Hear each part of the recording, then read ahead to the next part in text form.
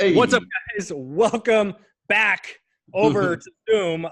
Screw YouTube for tonight because it decided to shut down literally 5 minutes into Chris doing his thing. So we're just going to pick up where we left off. I think most people that are watching live right now caught on to a little bit of Chris's backstory. So thank you, Chris, for being patient over the last 30 minutes while we figure this shit out. Yeah, no problem.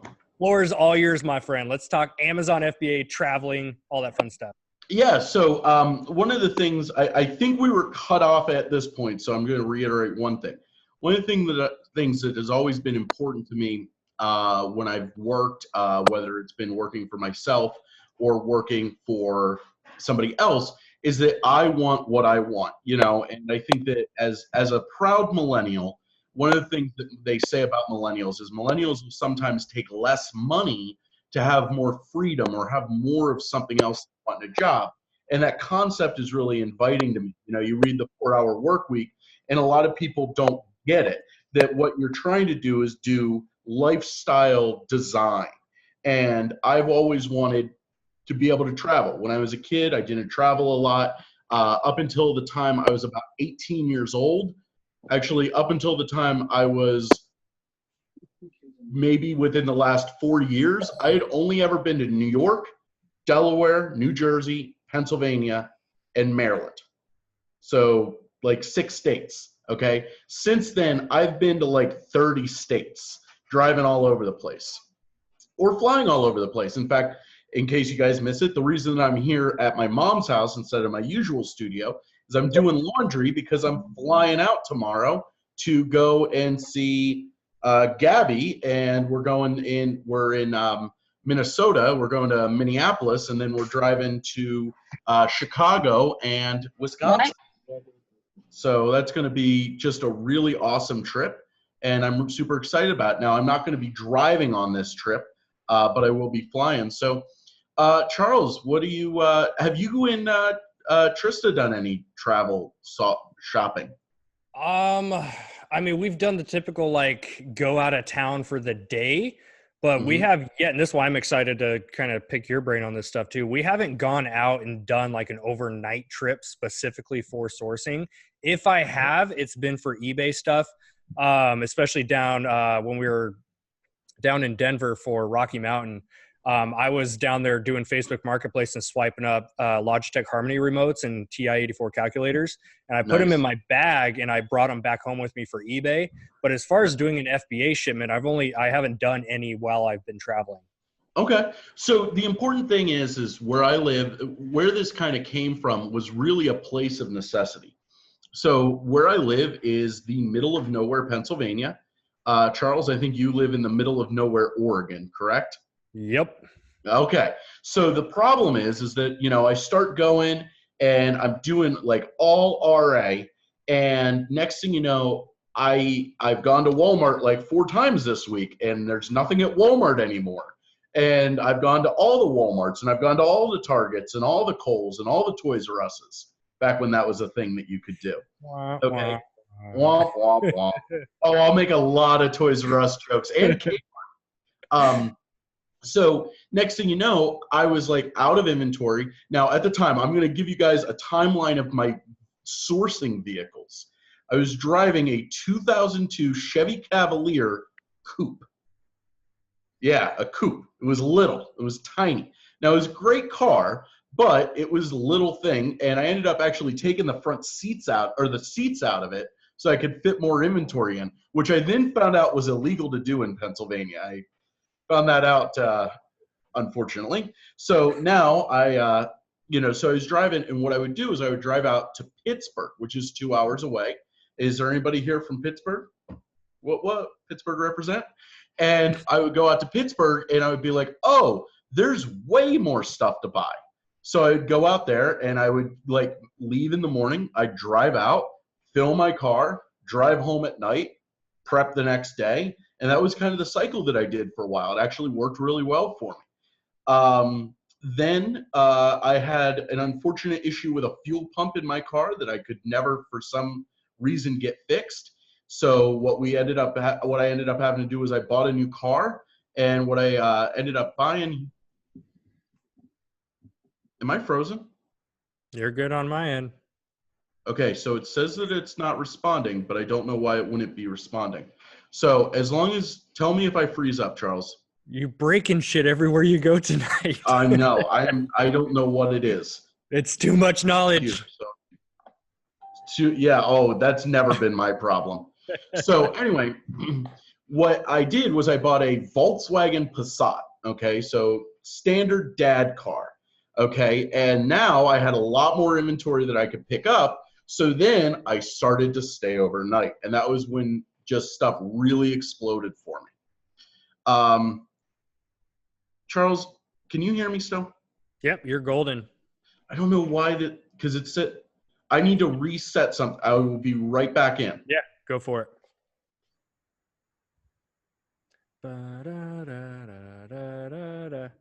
Guy's an amateur, huh? Oh man, tech problems, I swear they follow me everywhere I go. So funny. Well, this is exciting. Welcome in, everybody. Definitely a different feel than YouTube. It's cool. I love doing Zoom. We do Zoom every week with our VIP group just because we're able to see faces. It's so much better. The problem is with YouTube is it can handle a lot more than what Zoom can sometimes. Is Chris back? I'm back. Yeah. Yep. So this is the beauty of having, I just got a new computer. I have a solid state drive in it, so I could actually restart real fast. Anyway, so long story short, I had my car, or my Volkswagen Passat, and it was great. Okay, I could fill it up. Now, of course, I since then have replaced it, and that's a story. A friend of mine totaled it, so that was a long story. But what I found when I was shopping is when I would go on these shopping trips, you know, a lot of people, one of the questions they always ask me is like, well, isn't it expensive to do this, you know?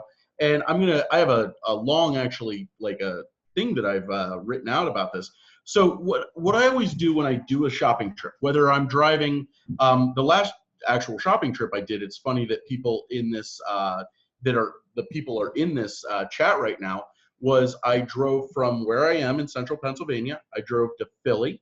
I picked up Missy, and me and Missy drove from Philadelphia to Boston to hang out with Gabby and Dan, who were in Boston. And this trip, you know, what I had to do was look at how much did I spend? So how much did I spend on hotels? How much did I spend on gas? How much, you know, wear and tear on my car, that kind of stuff, on my truck, which is what I have now. And did I source more than that? And that's really all you have to do. If you're okay with breaking even on a trip and, you know, just doing that stuff, it's not that difficult when you really look at it. That whole trip to Boston, now, and when we were in Boston, I actually got a really fancy Airbnb and stuff, maybe cost me $1,000. Okay, not that expensive. And I sourced, me and Dan, we killed it at a local store. And then the day after I went out and I spent a lot. I maybe spent $5,000 on retail items. And I'm actually still prepping some of them today. It was funny, like kind of the last one of those went out because the cargo van was just so full. So now I've kind of alluded to that a little bit. I got rid of the Passat because the Passat was just a little bit too small. And then I got a newer car, a personal car. And now I have a 2006 E250 extended cargo van. So it's rusty and dirty and creepy looking, has no windows. Which is the best part. It's what? It's white, which is the best part. Oh, it's it's white. I'm actually in the process of repainting it right now. So it's actually not white. It's also primer and some places truck bed liner. Very classy. The roof of it looks all rusty because I had to repaint the roof of it. Oh yeah, it's awful. It is awful. But you know, also the thing is that I joke around about it being like real ugly looking. Yeah, it's real ugly looking. But I also don't want a new truck because one of the questions that people always ask me is like, oh, are you concerned about somebody breaking in your truck? Well, my truck looks like there's not $5,000 in inventory in it. It looks like a hobo lives in it. You know what I'm saying? Nobody wants to go and rob that truck. Okay, so it's pretty basic. But yeah, that's kind of the thing when it comes to vehicles. Charles, do you right now, like, so let's say, you know, we'll get a little conversational here. Let's say you're going to go sourcing. What software do you use to give you directions? BrickSeek. No, like you're going to get from one place to another, not BrickSeek, like just. Oh, you're talking about like physical, just regular apps on my phone. Yeah. Maps app. Maps? Oh yeah, you're an iPhone guy. I forgot. I am an iPhone guy. So when I'm out traveling, I always use Waze. Okay. So the reason I use Waze, okay, Gretchen's shaking her head. So there's a couple reasons I use Waze. Number one, I'm a notorious lead foot, and Waze will actually show you where the cops are. Okay. Number one. Number two, it uses real time, like traffic information to give you better directions to get around traffic jams. Okay. And in my area, and in a lot of like urban areas, the Maps app for Google or for iPhone will have you take these real ass backwards ways. And I'm driving this giant cargo van. I don't want to be fitting down little city streets. Waze, like sometimes it might take a little bit longer. And actually research has shown that Waze is actually faster than both Maps and Google Maps. It might take a little bit longer, but I feel it gives me better routes. And I also feel like I'm less likely to end up on the side of town that I don't want to be on. Okay, now that might be my own thing, but that's big recommendation. Use Waze, okay? Now, another just really important app to use, and what I'm going to do is I'm going to start with the apps that I use when I'm traveling, then I'm going to do some basic tips, then I'm going to talk about things I bring, and then just some more general tips, okay? So another app that I use when I'm traveling is Mile IQ. Do you use Mile IQ? Yep. Okay. So if you're not familiar with Mile IQ, firstly, I am not an accountant. I've never played one on TV. But if you wanted to tax deduct your mileage on your vehicle, and you got to talk to your or your tax professional about this, that's the disclaimer I got to give. Mile IQ is the best app to track all of your mileage that I have found. I have the paid version of it. I want to say it's $4 a month, dirt cheap, works like a charm. I don't have to, oh man, before I started using it, it was a nightmare to track mileage. Now I just zip, mileage is done. Real easy, okay? So that's just a definite recommendation. So let's say we're traveling, we're gonna do like some traveling. So you're in, up there in in Oregon. Where's your nearest big town? Big town would be Salem, which is about 30 to 35 minutes away. Okay, how far is Portland from you? Portland's more on the hour to hour 15. Okay, so firstly, to do these trips, I mean, think about this. You could, I know you guys got a kid, but you and Trista could jump in your truck, head out to Portland, and just have a blast in Portland. Portland's one of my most fun towns. I actually have a Portland tattoo that I got in Portland. That's the most hipster thing you can do. Like, people think they're hipsters, but I have a Portland tattoo from Portland, okay? That's hipster, okay? Now, so you guys can go out there. One of the tricks that I always use is Groupon, okay? So if you and Trista, you're gonna drive along the way, you're gonna hit a bunch of Targets, hit a bunch of Walmarts, you can get Groupon and go and get a really, really sweet hotel in Portland. Do you know that there's a pineapple-themed hotel in Portland? I have been there. It's really nice. It's super crazy nice. They give you a pineapple when you check in. Yep. I know. I love it. And I stayed there for like $80 a night because I got a Groupon, okay? Now, I also really recommend Hotels.com. The reason I recommend Hotels.com, they're in line with all the pricing on the other apps, but for, I think it's every 10 nights, you get one free. And that's killer, okay? So that's a huge, huge savings. Another thing to look at, okay, so I have like different kinds of trips I do. Sometimes like I'll just drive out to Pittsburgh for a day and I'll stay overnight. And usually I sleep on somebody's couch. Brandon's not in here, but Brandon, thank you for letting me live on your couch sometimes. Okay. But if I'm going to stick out there and actually do shopping for a few days, one of the things you can look at is Airbnb. Okay.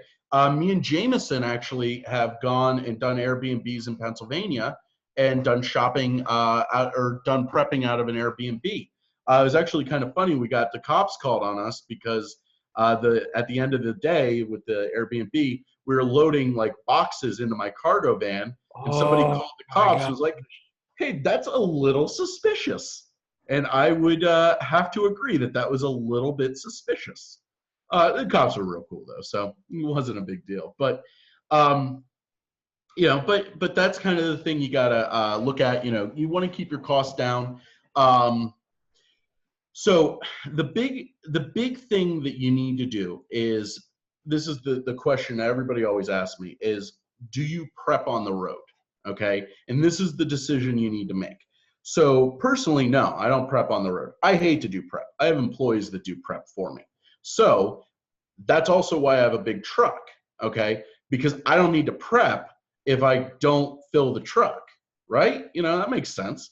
And so what you need to do if you don't have the luxury of having employees, okay, what you need to do is figure out what you want to take with you to prep. So a couple things that I would always recommend that a lot of people don't think of. Okay, so firstly, by the way, I did used to actually prep on the road. So one of the big things, if you're going to prep on the road, is I like to stay, now this was like before I would do Airbnbs, I would stay at La Quinta Suites, okay? They're designed for people to stay for a few days. So it's like got a full-size kitchen in it. It's got a kitchen table. The suites do, okay? So get a La Quinta suite and ask for a handicap one. And they're usually closer to the parking lot. They got a ton of them, so don't feel bad. I asked somebody about that because I kind of felt weird about taking a handicap like room, and you know that was kind of weird to me. And they're like, "No, we got tons of them. We give them away. We give them to people all the time." So if you get a handicap room, you'll have easier access. If you have to use a hand truck to move boxes, anything like that, it'll be way easier for you in a handicap room. One of the things I always bring with me is a table to prep on, unless I go to the La Quinta because I know they got a table for me. But bring a table, a Costco folding table. They don't take up much space in the back of like a minivan or something like that. And also get a room with 2 beds. Okay. Now the reason for this is a bed is a great platform to prep on. So you got a bed for prepping and a bed for sleeping. You know, that's perfect. And then just make sure, you know, bring, you know, some poly bags, that kind of stuff. One of the things is you don't have to prep everything. You don't have to come back with an empty truck. You know what I mean? You can go, if you're going to do prep, there's nothing wrong with, you know, not prepping everything. Me and unfortunately Matt Hartle's not in here, or at least I don't see him. Me and Matt Hartle did a trip last year. It was actually, the anniversary of it was next month. It was right after Black Friday. We drove. So he flew. So this is how much I do Travelodge. He lives in Virginia Beach. He flew from Virginia Beach to Pittsburgh. I picked him up in Pittsburgh. We drove from Pittsburgh to Columbus. We met up with Nate McAllister and Chris Grant and a couple other sellers. We had dinner with them. Then we drove to Highland, Indiana. And I have a friend that used to be on my Counter-Strike team. And we crashed at her house. And then we sourced all over Indiana, crashed again. Then we prepped, and we actually had to prep. We didn't expect that it was going to be a blizzard, and we didn't have enough space in our house. It was real tiny. So we ended up prepping in a driveway in a blizzard, and it was like 4 degrees outside. It was the worst thing ever. Okay, but we didn't prep, like we bought a lot of grocery and stuff. So what we actually did was we only prepped the big things. We were buying these rock bands, and they're massive. You fit like 4 in a giant box, in a large U-Haul box. So we got as many of those out as possible. Everything else we just left, okay? It was just gonna be too much. We had like little tiny grocery things that we picked up, and those didn't need to go out. So does anybody have any questions for so far? I know, right? Zoom's a little different audience. Usually YouTube's like boom, boom, boom, boom, boom. Yeah, so if you guys got questions, especially about traveling, then drop those in the chat below. We'll get those answered for you. Yeah. So I'm curious, how is there an average time? Because obviously you got a lot of space in that van. What's the average time it takes you to fill that thing up? Obviously, right now it's gonna be a little Man. quicker. Well, and that's the thing. A lot of my replens are out of Harrisburg or Philadelphia or Pittsburgh. So if I have a plan, I snuck out to Harrisburg the other day, and I filled my truck in just really a couple hours just because I was picking up wholesale grocery. So my truck is an E250 extended cab cargo van, and I can fit 3 pallets in it. So it'll hold about 3,000 pounds pretty safely. The previous owners added extra springs to it, so it actually hold a little bit extra than normal. So I can fill that. Now, if I'm just doing like retail arbitrage, boy, it probably takes me 2 days to fill that, would be what I say. One of the things that that I recommend, especially so like if you're going to do like a, yeah, so Gretchen, we might want to know where the chat bar is. Yeah, so there's a little thing on the bottom that you can click that says chat, and then you can chat out questions to us. Yeah. So with any sort of like big vehicle like that, even when I had my Passat, what I would do before I would go outsourcing is I would make a bunch of small U-Haul boxes and put them in the back of it so its stuff didn't roll around. That's always just such a pain no matter what you're doing. And then I go, now what I do is I make a bunch of small boxes. I'll usually make about 24 small boxes and about 16 medium boxes. And what I do is I try to fill the small boxes with the heavy stuff, and I start like up at the front of the truck. So like any jars, cans, grocery products, those go in those boxes. And then I put the medium boxes on top. And that way I can get double layer in it. And then like I just randomly throw bags on top of the medium boxes. Dan watched me pack a truck one time, and I was literally just tossing bags up to the front of it. It was pretty funny. So Saul asked a question: when you RA, do you still have success going into stores blind, or do you have a good idea what items you'll be expecting to find and buy? So yeah, Saul, a lot of times I just go in blind. So like especially like clearance stuff. So I was telling this the other day, and a lot of people when they go in, they get overwhelmed when they go in a store they've never been into. So here's what I do. I take it nice and easy. First thing I do when I go into stores, I go to the bathroom. It's like I'm marking my territory kind of thing, okay? And, listen, it's what dogs do, and I've never met an unhappy dog. So that's what I do. So I go in, I go to the bathroom. The reason I actually do is because the last thing I want to do is fill up a cart, and then I got to go to the bathroom. And then I got to push the cart all the way over there, and it's a nightmare. So I just do it at the beginning. Then what I do, and I'm just using Walmart as an example. This will work with Target, Shopko, Costco, Sam's Club, Meijer, wherever. It doesn't matter. Always works the same. If you've ever taken merchandising class, clearance sections typically are on the outside sections of places, okay? They try to do that because the inside sections are the most valuable sections. The inside end caps or the inside aisles, those are the most valuable.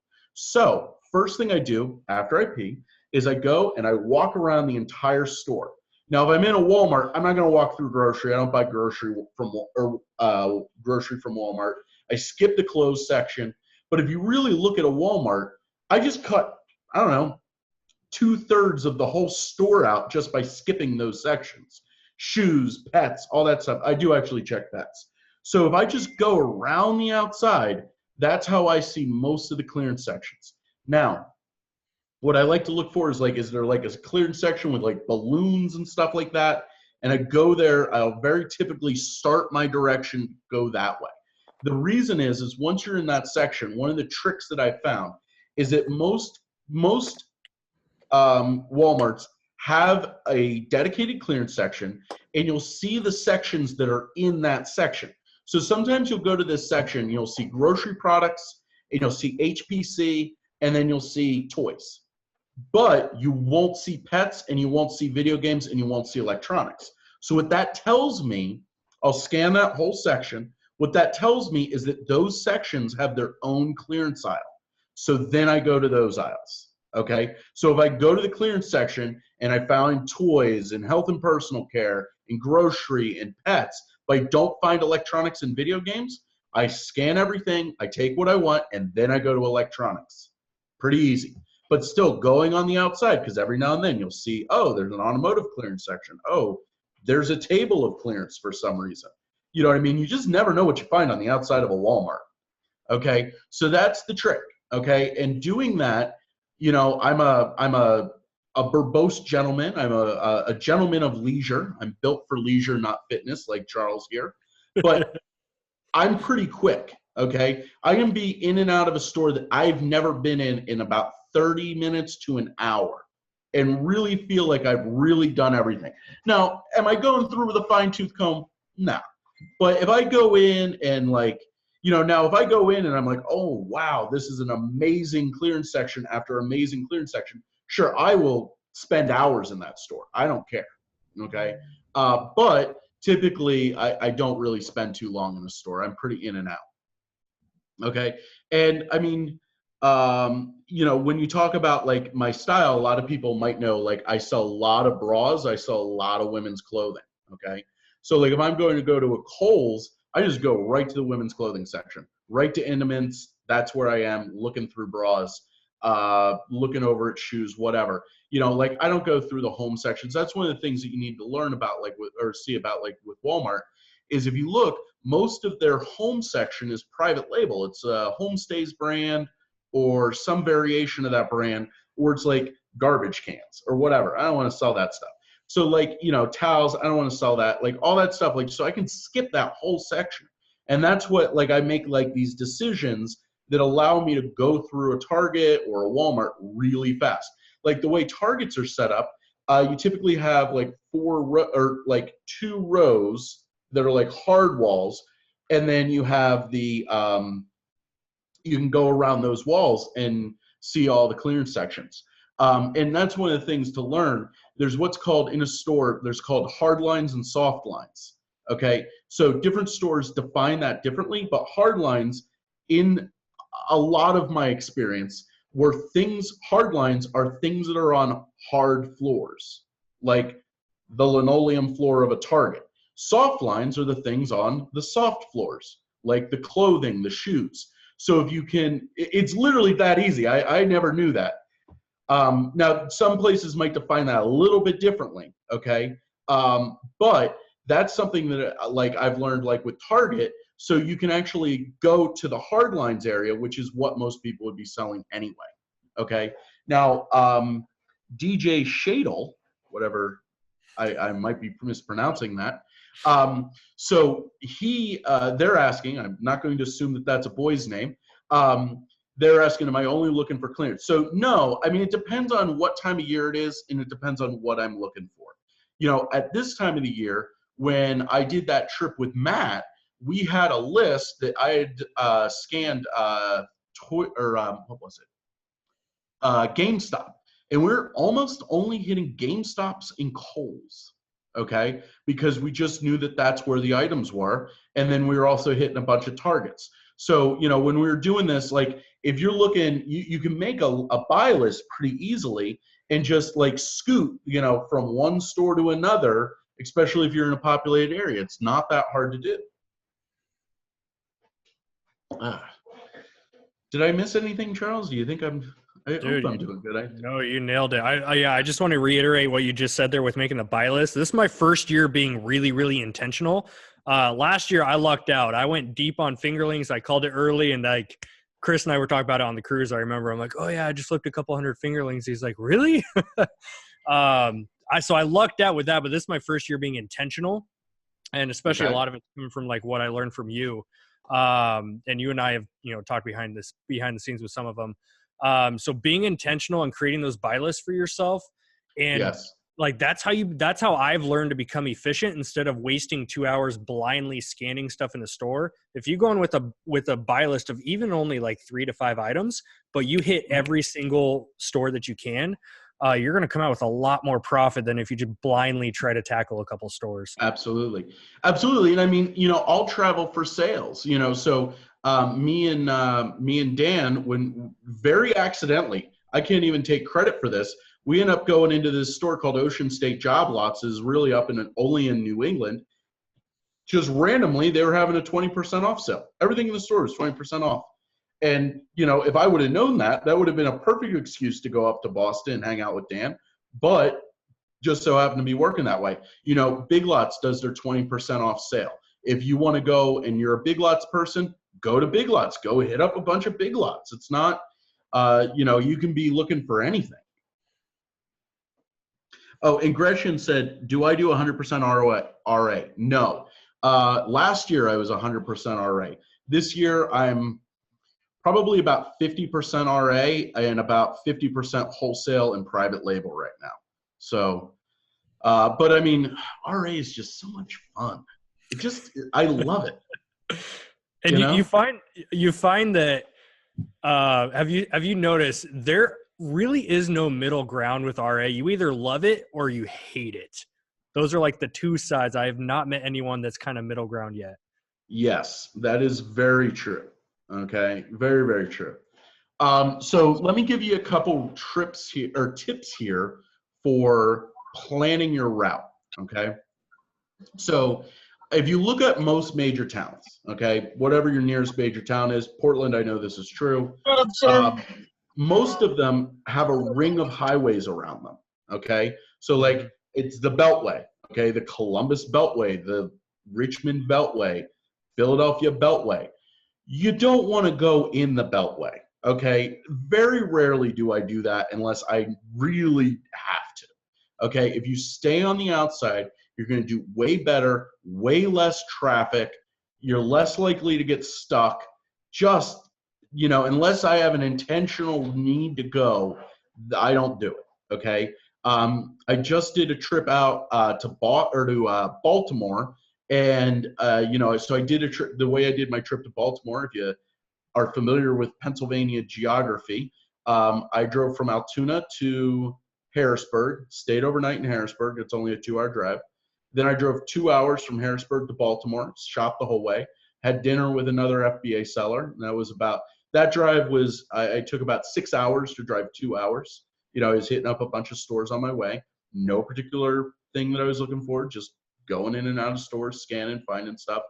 And then I drove back around the top of Baltimore, hit a bunch of stores that were circular around Baltimore, and then headed back home.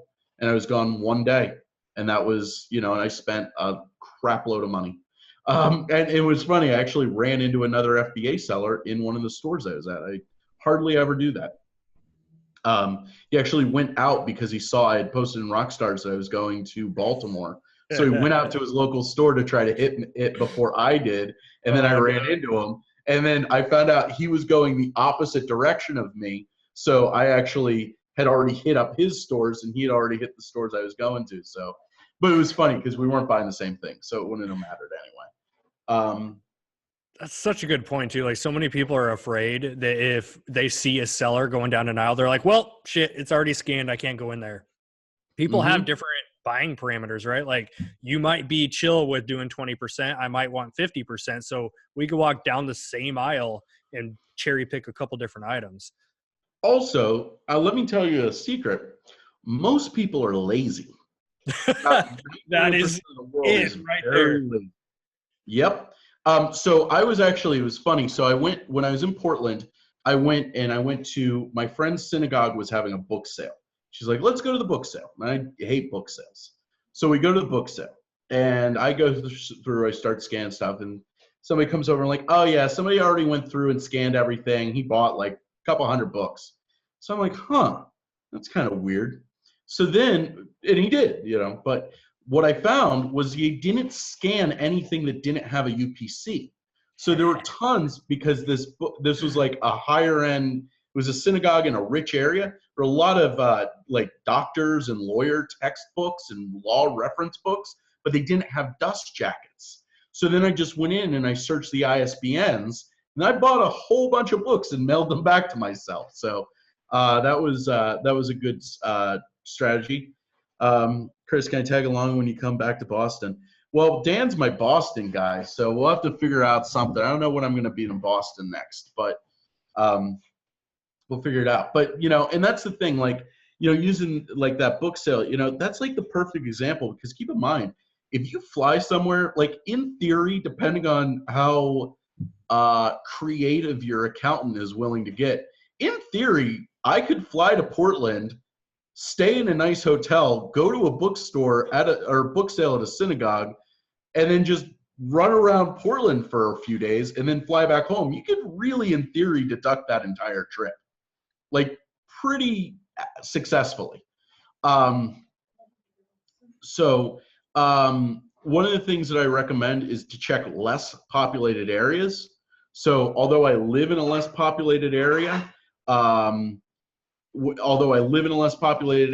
know, the sourcing's good here because I live here, but like it won't sustain me. But if you came through here, you could probably find some pretty good stuff if you looked.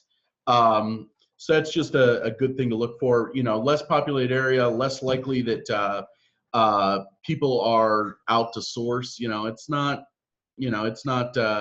pretty easy thing to do. So Gretchen asked, when I'm flying, am I packing tape in my luggage? You know what? Usually what I do, when I did that book sale, the person that I was hanging out with was somebody that actually does sourcing for me. She sources bras for me. So she already had a sourcing setup for me.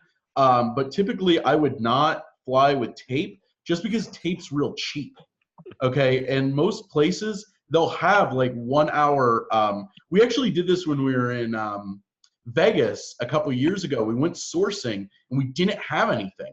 So we actually bought it all on Amazon Prime Now. And we got the tape, boxes. I think we had to buy a scale. I don't think we had a scale. We might not even have had a Dymo. I don't remember exactly what we bought, but we bought a whole bunch of prep stuff for prepping and had it delivered Prime Now. Gretchen said, I would think you'd get in trouble with the blade on your carry-on. Well, I don't do carry-ons, so I check my bag. So, yeah, I actually had to go through my bag. Whenever I fly, I have to go through my bag and make sure I'm not accidentally taking any contraband with me, because I went shooting a few days ago, and I had a couple shotgun shells in my bag that I'm about to take to 2ESA tomorrow. I think they would frown upon that. But yeah, anything like that, you know, you just throw in your bag. And I mean, you know, it's funny because, you know, I take a bunch of stuff like get some more something to eat. When I fly, I take a mechanical keyboard with me. So it's like, there's a lot of weird stuff in my bag. Scotty peelers are dangerous. Yeah, I might remove some. Probably don't want to travel with those ones. Well, I will tell you though, when me and Matt Hartle were driving, we bought these things. There were these little Mentos things. They're about this big, you know, not real big, and every single one of them had a price tag on them. And we actually were. He was actually sitting in the front seat, in the passenger seat, de-stickering while we were driving down the road. It's a myth that you will get pulled over if you have your dome light on while driving, by the way. Okay.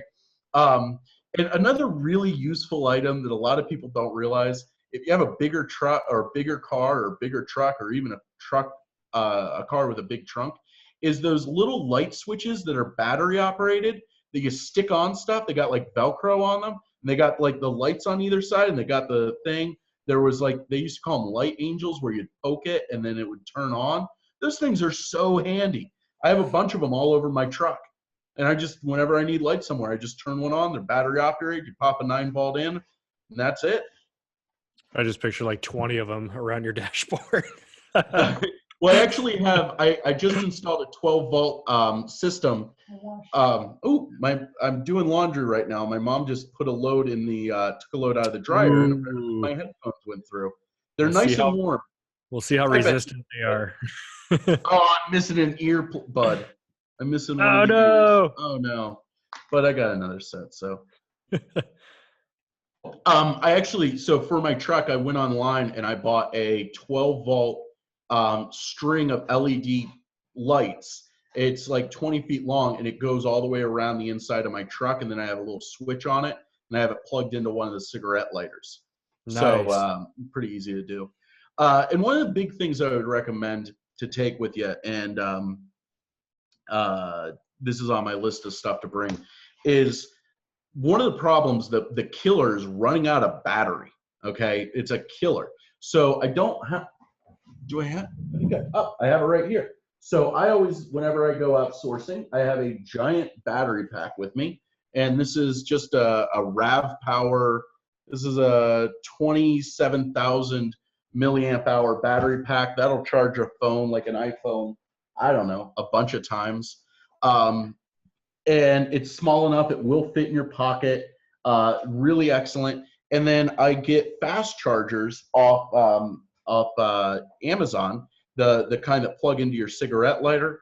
And the other thing is that cables break down real fast. So you can buy cables in bulk off Amazon. And these are the ones that I use all the time. This brand, so I use, all my phones are USB-C, or my Pixel's USB-C. This is a brand called Covery. Buy like a 12 pack of these for like $8. They're just disposable. It starts to fray, throw it out. I'm done with it. Okay, old cables don't charge as fast. So, you know, that's just something to get out there. Pretty easy to do. Now, DJ Shade asked, how do you buy a buy list when you're just starting? Does it take scanning everything the first few times?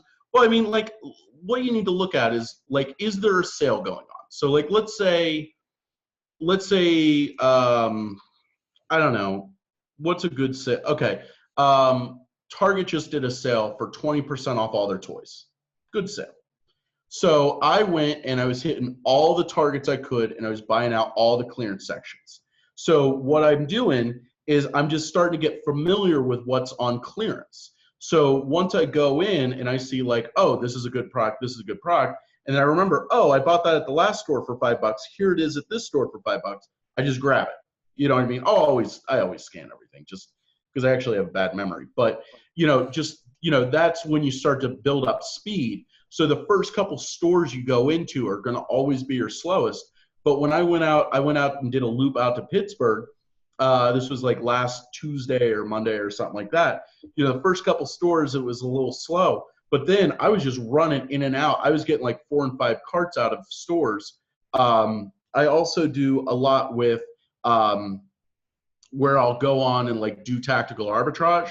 And then I have my buy list on my phone, and I make buy lists using Google Sheets. You've seen my buy lists, right, Charles? Yep. Do you see the one? Yeah. So I go through there, and the big thing for me is to put a picture in the buy list, okay? Because, you know, what is this? I don't know what, you know, half this crap is because I don't have kids.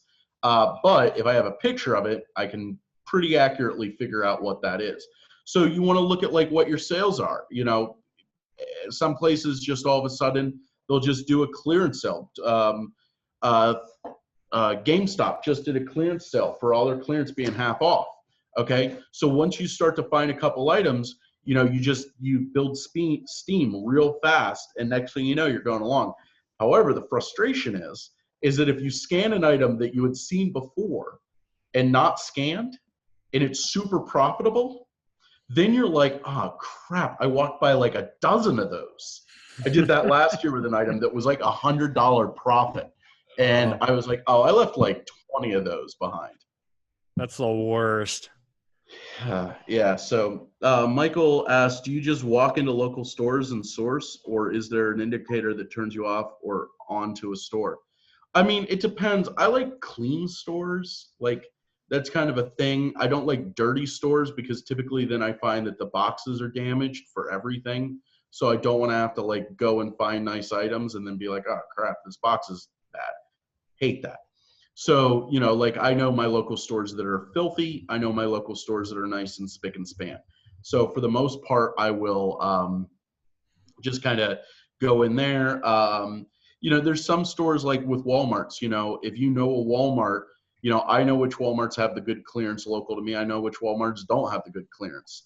And, you know, that can also be something that after you start to learn stores, you'll start to learn when do they clearance stuff. You know, a lot of Walmart's clearance stuff at the beginning of the month, or some do it like a couple weeks into the month, okay, or at the end of the month. And if you know that routine, it's pretty easy to do. There's posts on, I won't go into like the Target clearance tag thing, but if you know the endings for Target clearance tags, you can pretty well read when it will go down the next little bit. You can just look that up. There's a guide online to it, and I don't remember the whole thing. So, and that's pretty easy. So, that's what I look for. Okay. Charles, you got anything, or should I keep going? You're perfect, man. The biggest thing too is like I mentioned earlier, I'm being a lot more intentional with my sourcing this year, and everything that Chris just said, it's everything I've been implementing, especially the last 4 weeks. Most of you know, especially those of you watching on the YouTube side, we had like 8 weeks that were just bonkers. I didn't send in a single shipment to Amazon 8 weeks.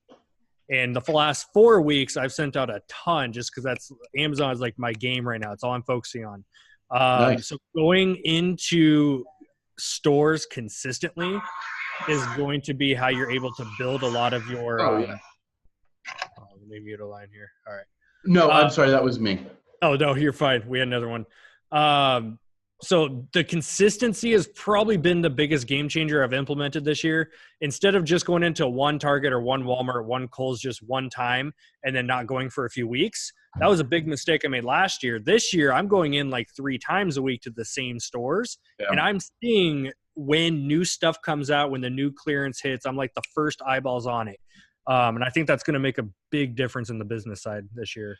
One of the things about that is I've worked out, a really good repertoire with my local managers. Okay. So like my Walmart, my manager will text me when stuff is going to go on clearance. My Kohl's, they know what I'm there to buy, and they want me to buy it. So, working out good deals with managers, or, and when I'm talking deals, like I'm not talking like negotiating prices, just being like, hey, this is what I do. I want to buy your stuff.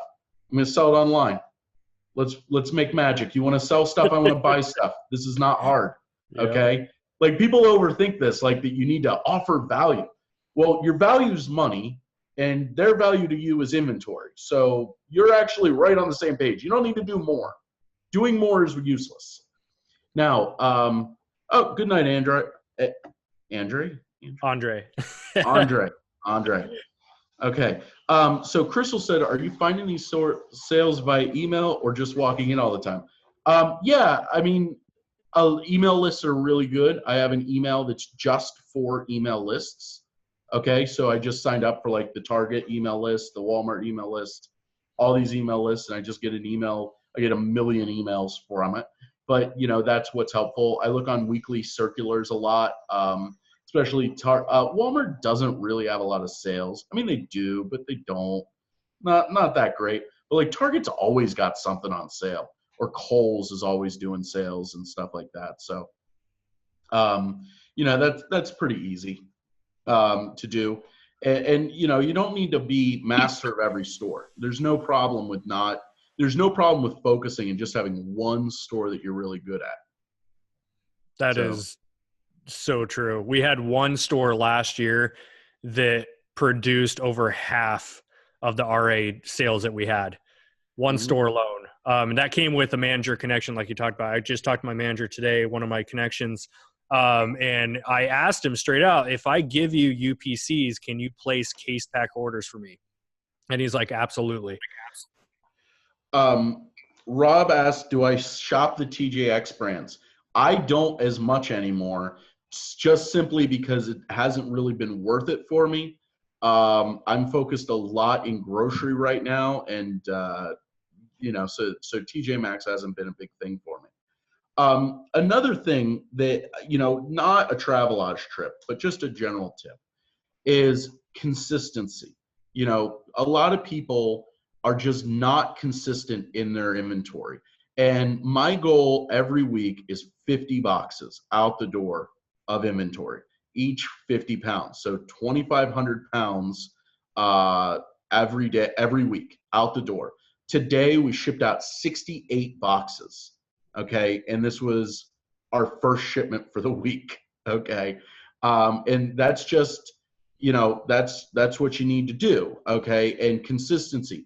If you're going to consistently get 1 box out, that's okay. That's what you can do, and that's fine. If you can consistently get 10 boxes out, whatever you can do, but you just need to be consistent. Too many people say, oh, I sent in 1 box, and why aren't I getting sales? And it's like, well, because you sent in 1 box, okay? And if you are consistent and you're sending in, 5 boxes, and that's the thing, that's what's helped me grow my business. Okay, when I started out, I was, just sending in random boxes. When I could make a shipment, I'd send it in. Now, then it became, oh, am I sending in, 10 boxes a week, 20 boxes a week, 50 boxes a week? It just keeps going and going and going. And that snowballs, and next thing you know, you have so much inventory. My inventory at Amazon is worth over $150,000. Okay, and that's like no joke. So. And half the audience watching too is eBay based. And it's the same thing as eBay, guys. You can't put up 10 listings on eBay, sit back and wonder why you've only got maybe 1 sale. The more listings you have, it's all a numbers game. You're going to see more sales naturally. So the same thing with Amazon, the more products that you have available, more products that you have available, the more boxes you're sending in consistently. And learn from my mistake. I didn't send anything in for 8 weeks. Like, my sales were shit. And now they're climbing back up to where I want them to be because I'm sending stuff out every single week. Yeah. So real quick here. So Rob asked me, do I shop at TJX brands? I already answered that. Do you use software Nick B said, do I use software to identify products? Yeah, I use Tactical Arbitrage, or I look on the sales flyers and just maybe go in and scan. So let's say Target does a buy 2, get 1 board game sale. Okay. So I'll run that through TA. Find some good stuff that's like going to point me in the right direction. Then just go in store and scan the whole board section game, or the whole board game section. I'm like dyslexic in talking. I don't even think that's a thing. So that helps me, with TA. TA is great. I love it, but it's not perfect. So it's gonna miss stuff. So it's real nice to go in and already have kind of a leg up and get, a cart full of stuff real quick, because that it would be there with TA, but then pick more stuff. And that's the stuff that people aren't going to find. It's going to be a little bit trickier for other people to find. So you're going to, have less likely that you could tank price or something like that. By the way, I have a headphone update. We now have both of the earplugs. We're good. I know you guys were real worried about my earphones. So we can sleep good tonight. Do I shop Gretchen asked, do I shop on a schedule, certain stores on certain days, or do you follow a markdown schedule? So typically I do, my schedule is pretty I'm bad at scheduling. So, I'm also real bad at time management. I have my flaws.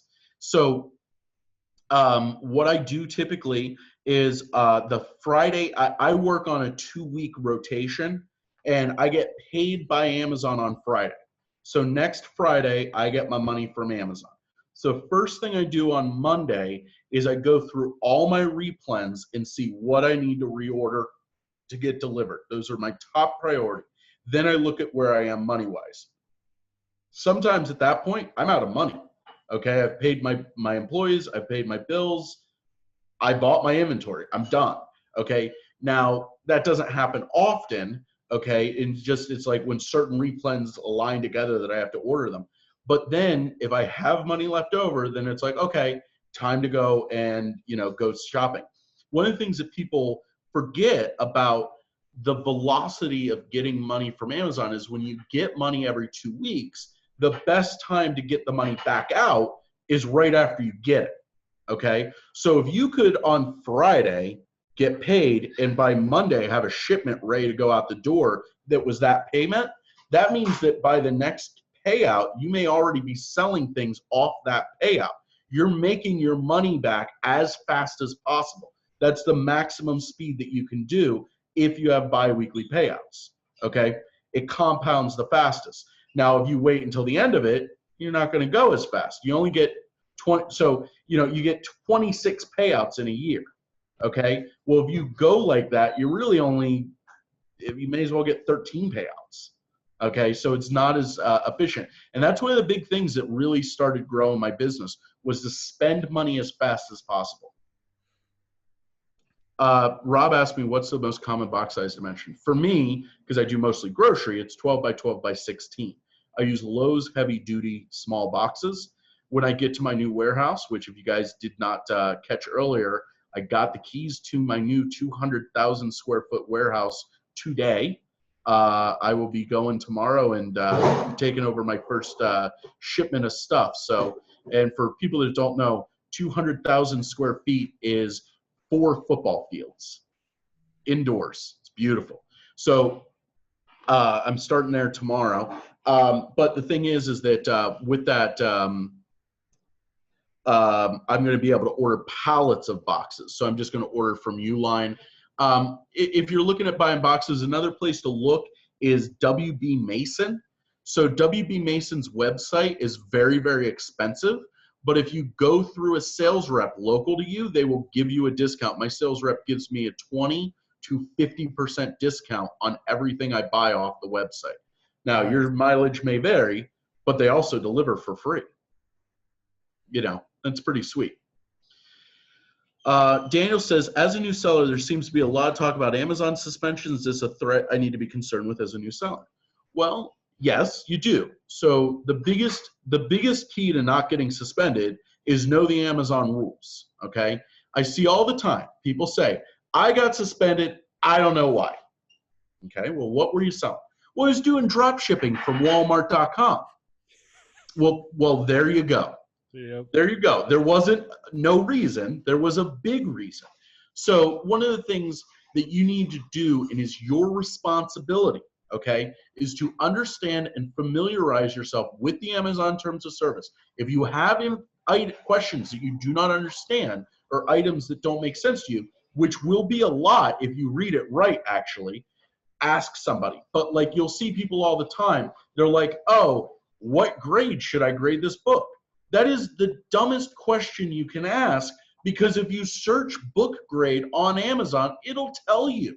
And to explain like why it's bad to take advice off, you know, even I love Rockstars, but sometimes yep. advice there, okay? Yep. And one of the things you'll see, and how about I do a poll? Let's do a poll for no reason, a non-scientific poll. Okay, so I feel like we're about to elect a president because we're going to do a non-scientific poll. Okay, if you have a box for an item that's new, except the box is damaged, what grade should you grade that box?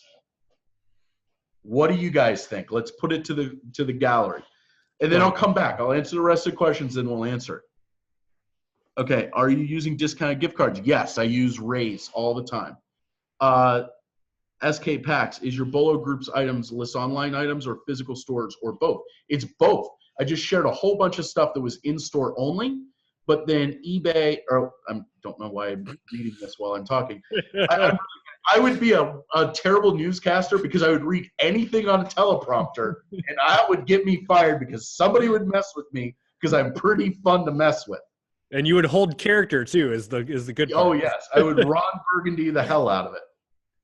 Okay, so my Bolo group is a mixture. So there's a lot of online items. I shared a whole bunch of stuff that was online and in-store. I'm a huge fan of in-store pickup, where I schedule the pickup to be, you know, run in and out at a Walmart or a Target. So it's both. Rob asked, do I use Tactical Bucket? Yes, Tactical Bucket is the stuff. So Gretchen says, I'm constantly verifying terms of service on eBay and other sellers. I don't want to miss something important. Yeah, they just, earlier in the year, they just changed on Amazon that you used to be able to send in Nikes in a brown paper box. Can't do it anymore. And it was just like this little change in the terms of service. And next thing you know, a lot of people's business models changed. Mm-hmm. Okay, so Steve said like new. Steve, I hate to break it to you, you're wrong. Nope. Looks like Crystal is the first winner. Crystal's now Daniel said used good. I mean, yeah, you could do that. You wouldn't get in trouble for it, but you're undergrading. Okay, Dwayne said list is used. Yes. So use like new condition. No, nope. So condition notes mean nothing. on Amazon. I don't even put condition notes. Mhm. Okay. And so, yeah, now here's the real answer. It depends on the product. Okay. When we're doing like a collectible, like a Funko or a Lego box, yeah, that's got to be gift quality, brand new, super good. But if you're talking like, I don't know, a home improvement product, I might get a little lax with it a little bit. Okay. But used like new is not the answer. Read the Amazon terms of service. I don't even know what used like new is actually for. I think what it's for is used with no warranty. So now don't quote me on this, but theoretically, I believe what it means is like a Linksys router where you're selling it used with no warranty. But I wouldn't do that. So yeah, Saul says I use for electronics I can't verify warranty. That's what I would use it for and have used it for before, but I'm not recommending to, because actually this is where it gets confusing with Amazon. Kind of a little nebulous. It's a huge gray area.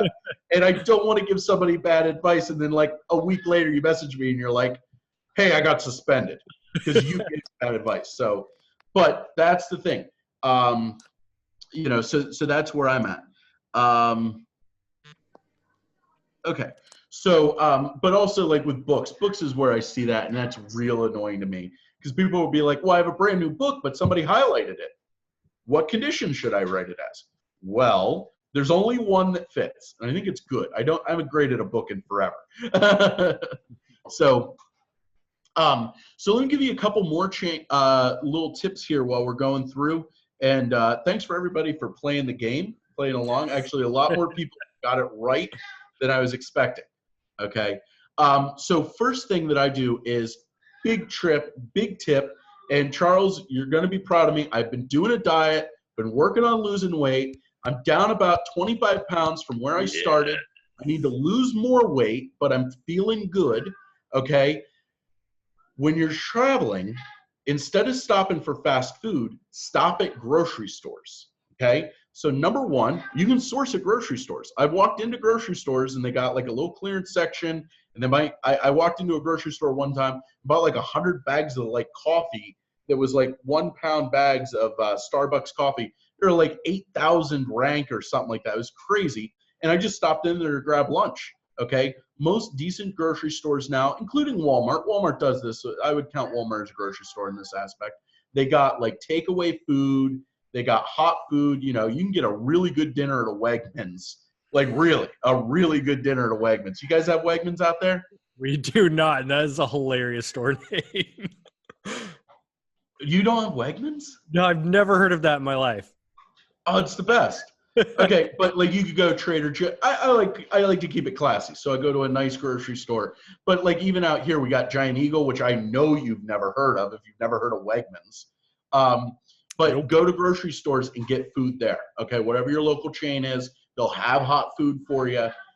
You know, and it might be as simple as a hoagie, which, you know, I think a hoagie's better than a cheeseburger. And, you know, they got coffee, they got bathrooms. You know, I'm a big fan of bathrooms. So I go in, I can do my thing. And now a lot of places have gas stations at grocery stores. You know, you got the Martin's out here. A lot of them have some sort of a grocery store, or the grocery store has some sort of gas place. So you can go fill up your gas and save a few cents a gallon. So that's a big one.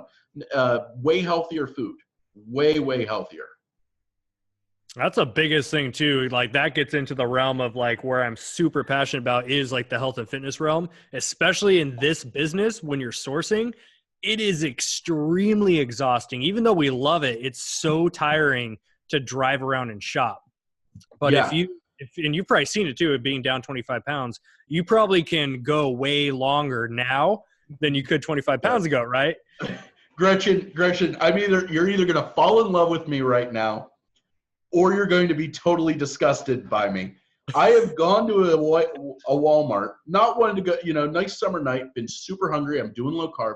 I have eaten an entire rotisserie chicken on the hood of my car, drank some water, thrown it in the garbage and left, and gone inside and washed my hands.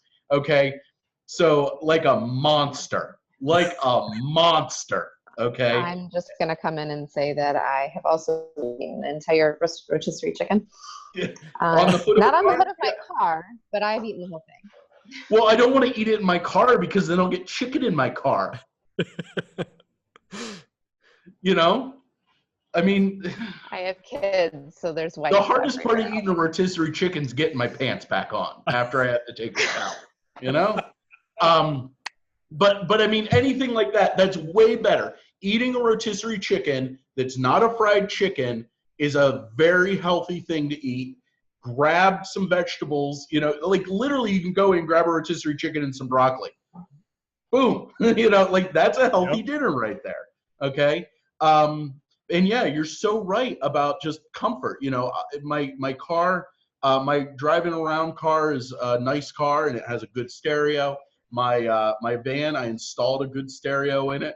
Went to a Walmart, bought a stereo on clearance, installed it in the parking lot, like a boss. Okay, you know, and that's what you do. So, so Chris is asking, items that have the price printed on the box or tag, do you remove the price somehow, leave it? I don't do any box manipulation. A lot of people will put like a sticker over it, something like that. I don't do it. The worst case Ontario, they're just going to, you know, complain, oh, this was $9.88 at Walmart and I paid $40 for it. Well, get the feedback removed. It's a price comment. Yep. Done. You know, maybe they'll ask for a refund. I mean, it's just, I sell a lot of stuff from Big Lots that has a price right on it, and I've never had to worry about it.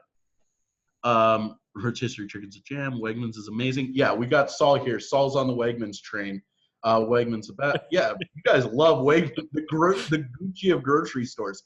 So, okay, let me clarify that I will not buy groceries at a Wegmans because I'm cheap, but I will eat dinner at a Wegmans because it's amazing. Okay? Classy. So yes, I am classy. I put my pinky up when I eat my rotisserie chicken in the parking lot. Saul says hit up a Wawa. Yes. Wawa, I'm from New Jersey. Wawa is the best convenience store ever. I will drive past the Sheets 20 miles to go to a Wawa. I don't care.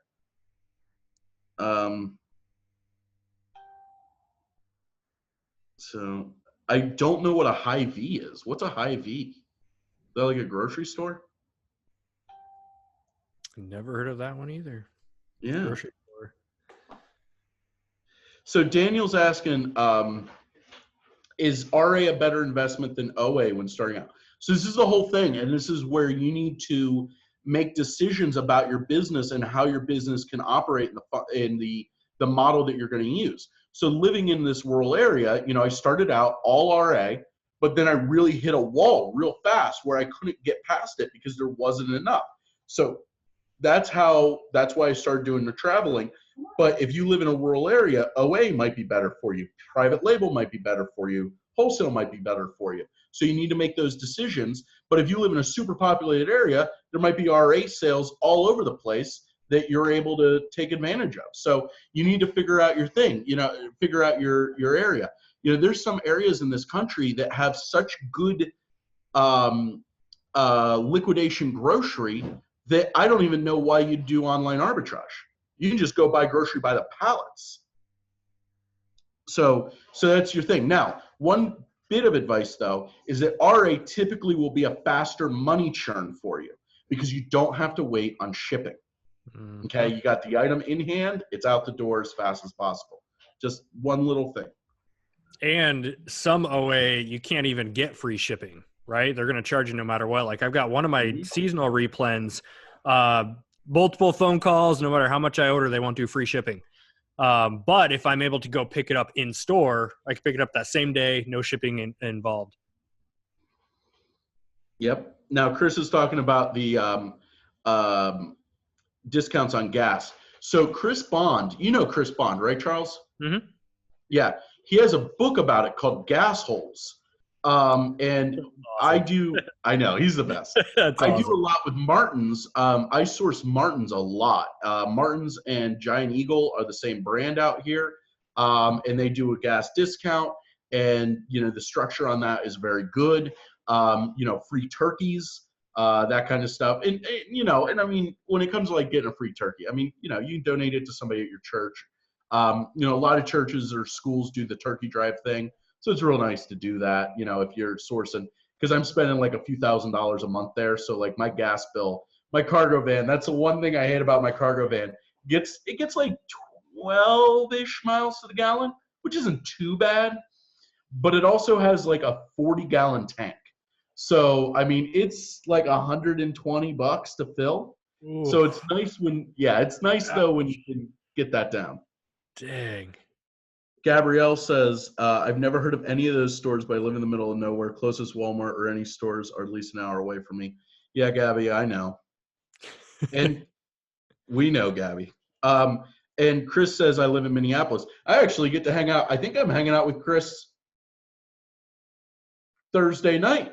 We're going out to dinner, I think. Chris, is that still on? Well, we have a group chat. Anybody that's in Minnesota, message me. And it's really funny because my cargo van. So I have two cars. So I have two cars. I have an SQ5, an Audi SQ5 SUV. That's my driving around and sourcing around town truck. And then I have my cargo van. And my cargo van is such a beast. It's got like, I think it's got like the 5.8 liter V8 in it. So like when it like if you get about 1,000 pounds in the back of it, it's like the fastest car I've ever driven. I mean, it will lay rubber. So, hey, Peggy, I've been to Nebraska to source.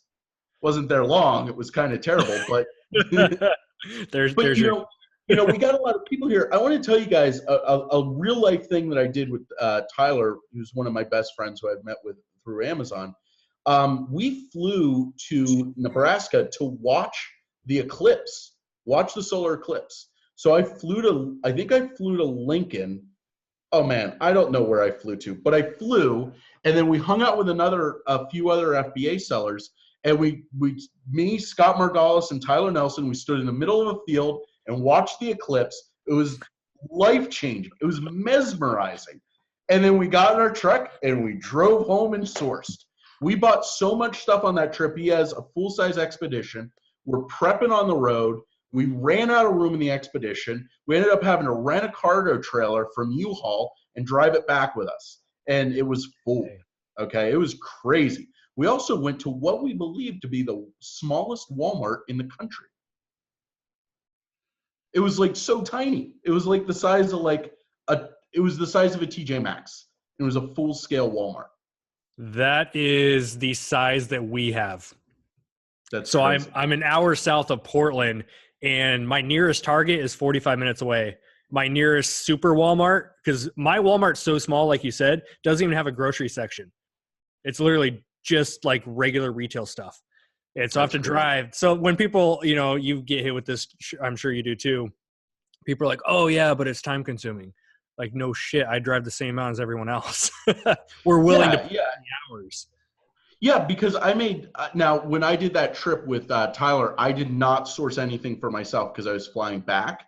Okay, that was kind of the agreement that we had. But like when I did that sourcing trip with Matt Hartle, I made easily $5,000 in profit from maybe 3 or 4 days of work and driving around. And then I got to go to an ugly sweater party at Sean's. Like that's what's so amazing about this. This is all about lifestyle design. I can go out and hang out with my cousin that lives 2.5 hours away, and I shop along the whole way, fill up my van, hang out with her, hang out with my cousins, drive back, visit my grandmother, stop there, shop, and come back. I'm gone 2 days. I've spent $3,000 or $4,000 for inventory, and I can write off seeing my grandmother. I mean, what's better than seeing your grandma for free? So if I drew a circle 20 miles out from my apartment, I'd hit about 10 to 12. Yeah. See, that's crazy, Chris. Us small town people are like, damn. Well, see, the problem here is that if you drew about a 30-mile circle, you'd hit about 6 Walmarts, which is pretty good. 2 Targets, 6 Walmarts. But they're all in different directions. Mm-hmm. So it may as well not be the way it is. So, Chris, do I have shoppers also? So I used to have shoppers. There's been some issues with my shopper, just personal things that my one shopper's in college to be a doctor. So she kind of is a little busy to be shopping for me. My other one's dealing with some life issues. So I lost my shoppers. My shoppers were all about bras for me. But however, like I do have shoppers, like my one employee tomorrow, I'm having her go. I have a huge order waiting for me at Walmart that was OA, and I'm getting out of town tomorrow. So I'm driving the Audi out to the airport, and she has the cargo van. So she's driving my cargo van out to Walmart to fill up the cargo van just from OA orders from Walmart. So like in that regards, yes, but typically I don't have shoppers that like scan stuff. I have shoppers that just pick up stuff that I tell them to pick up. So that's pretty easy. Right, so I don't do much RA. What kind of profit and ROI do I look for? Usually I look for about $5 profit and ROI. I try to shoot for 100, but I'll go lower if I need to. By the way, we're like halfway through. Charles, do you want to do you want to share the link to the contest we're doing? Yeah, for sure. If you want to, I'll link that over if you want to talk about it. Yeah, we're still doing a bunch more. I have gone through half my stuff, so we're getting there. But I told you, this guy's covering everything. I am. I come bearing information. But Charles and I are doing a giveaway. And if you guys haven't heard, I do a Q4 group, okay? You can check out the Q4 group. There's some members from the Q4 group in this group right now. We've been doing it for, this is my 3rd year, okay? And, oh, you got the giveaway. So if you enter that giveaway, no purchase necessary, by the way, you're entering to get into my Q4 group for free, and either an ultimate newbie starter pack, so it's going to be like a Dymo 450. It's about $350 worth of stuff. So you got a Dymo 450 Turbo, a bunch of labels, shipping scale, poly bags. There's like everything that I could think of that I use every day to prep, you are going to get. Or just an Xbox One or a PlayStation 4, just to keep it simple. If you already got everything, why do you need more? So pretty easy to enter. And Charles and I are doing that. I think there's 16 days left. I will tell you, your odds of winning are pretty good, okay? There's a good number of people have joined, but your odds are still, you know, better than, I don't know, something that has pretty consistent odds. I don't know. So we're doing that. And if you do want just a direct link to my Q4 group, here it is. And what I've done with Charles is we're doing it's $75 off if you use the code Rockstar. By the way, I kept telling people Rockstars and Rockstar, so now it's both. So you can actually use either or, it doesn't matter, because awesome. I kept telling people the wrong thing, okay? So I fixed that. But if you guys are interested, here's info on it. Rob said, will the game consoles come with receipts? They will come with damaged boxes, so you can't return them. How about that? Yes, they'll come with receipts. Man, I can't, you people, you resellers. So, so let's get back into this. Unless anybody's got any more questions, the explanation of the contest. Yeah, so you just enter the contest, put your info in, and pretty basic. And using this new service called Gleam, I'm pretty happy about it. I love doing contests, but I hate running contests. It's such a pain in the butt. So this is hopefully a little bit easier. I need to stop drinking LaCroix. I stopped drinking Diet Coke, and then I started drinking LaCroix because I thought it was good for me. Then I discovered that it's roach poison. Oh, that article came out a couple days ago, right?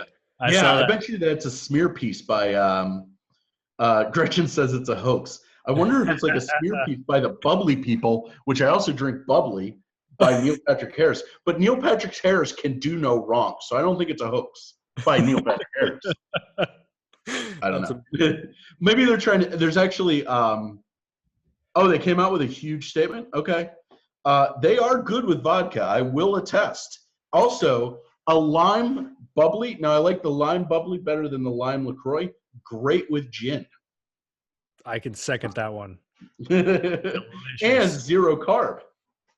There you go. What more could you want to drink? Great for a Walmart parking lot with a rotisserie chicken. Only the classy kind. Only the classy kind. Well, you get the gin, the bottom shelf gin, the Gordon's or the Bankers Club. So let's get back to some tips here. Nick B says LaCroix takes nasty. Can you kick Nick B out? We don't need that negativity. We don't need that. Okay. So one of the things, if you're traveling, so like one of the things, so like when I'm driving up to Boston, okay, I'm familiar. Obviously, they got Target, they got Walmart. You know, of course they do.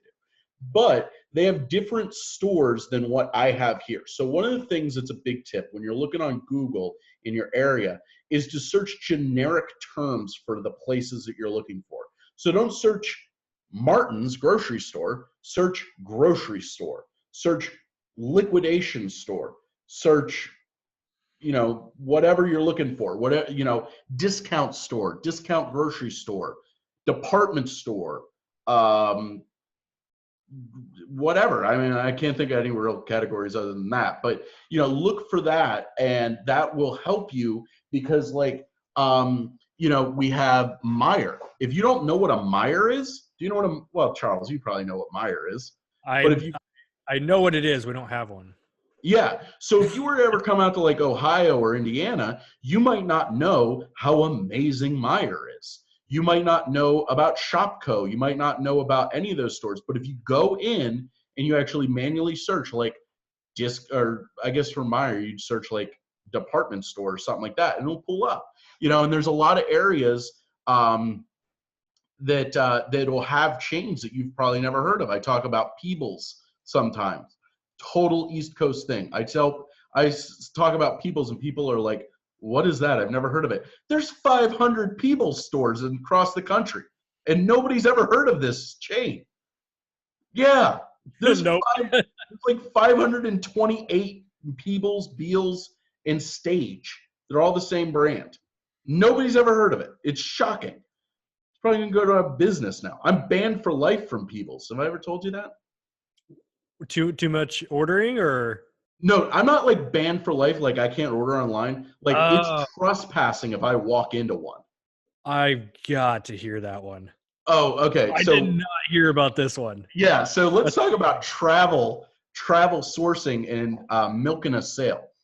So I will tell you right now, Peebles closed this loophole, so it won't work anymore. So what Peebles does, Peebles is like everything in Peebles. It's like a Kohl's. Everything's really expensive, except everything's on sale. Okay, so you know, you go in there, the baby stuff is $40 for some onesies, but all their baby stuff is buy two get one free or whatever makes that a good price. So they also sell Nike. They're an authorized Nike distributor. All of their sales do not include Nike. Well, what I figured out was that Nike, the way that they track what does work with their sales and doesn't work with their sales is everything that works on the sales ends in 99, the price, $3.99, $49.99. Nike and everything not included in the sales ends in 98. Makes sense. Well, except for clearance Nike, because then they do a percentage off.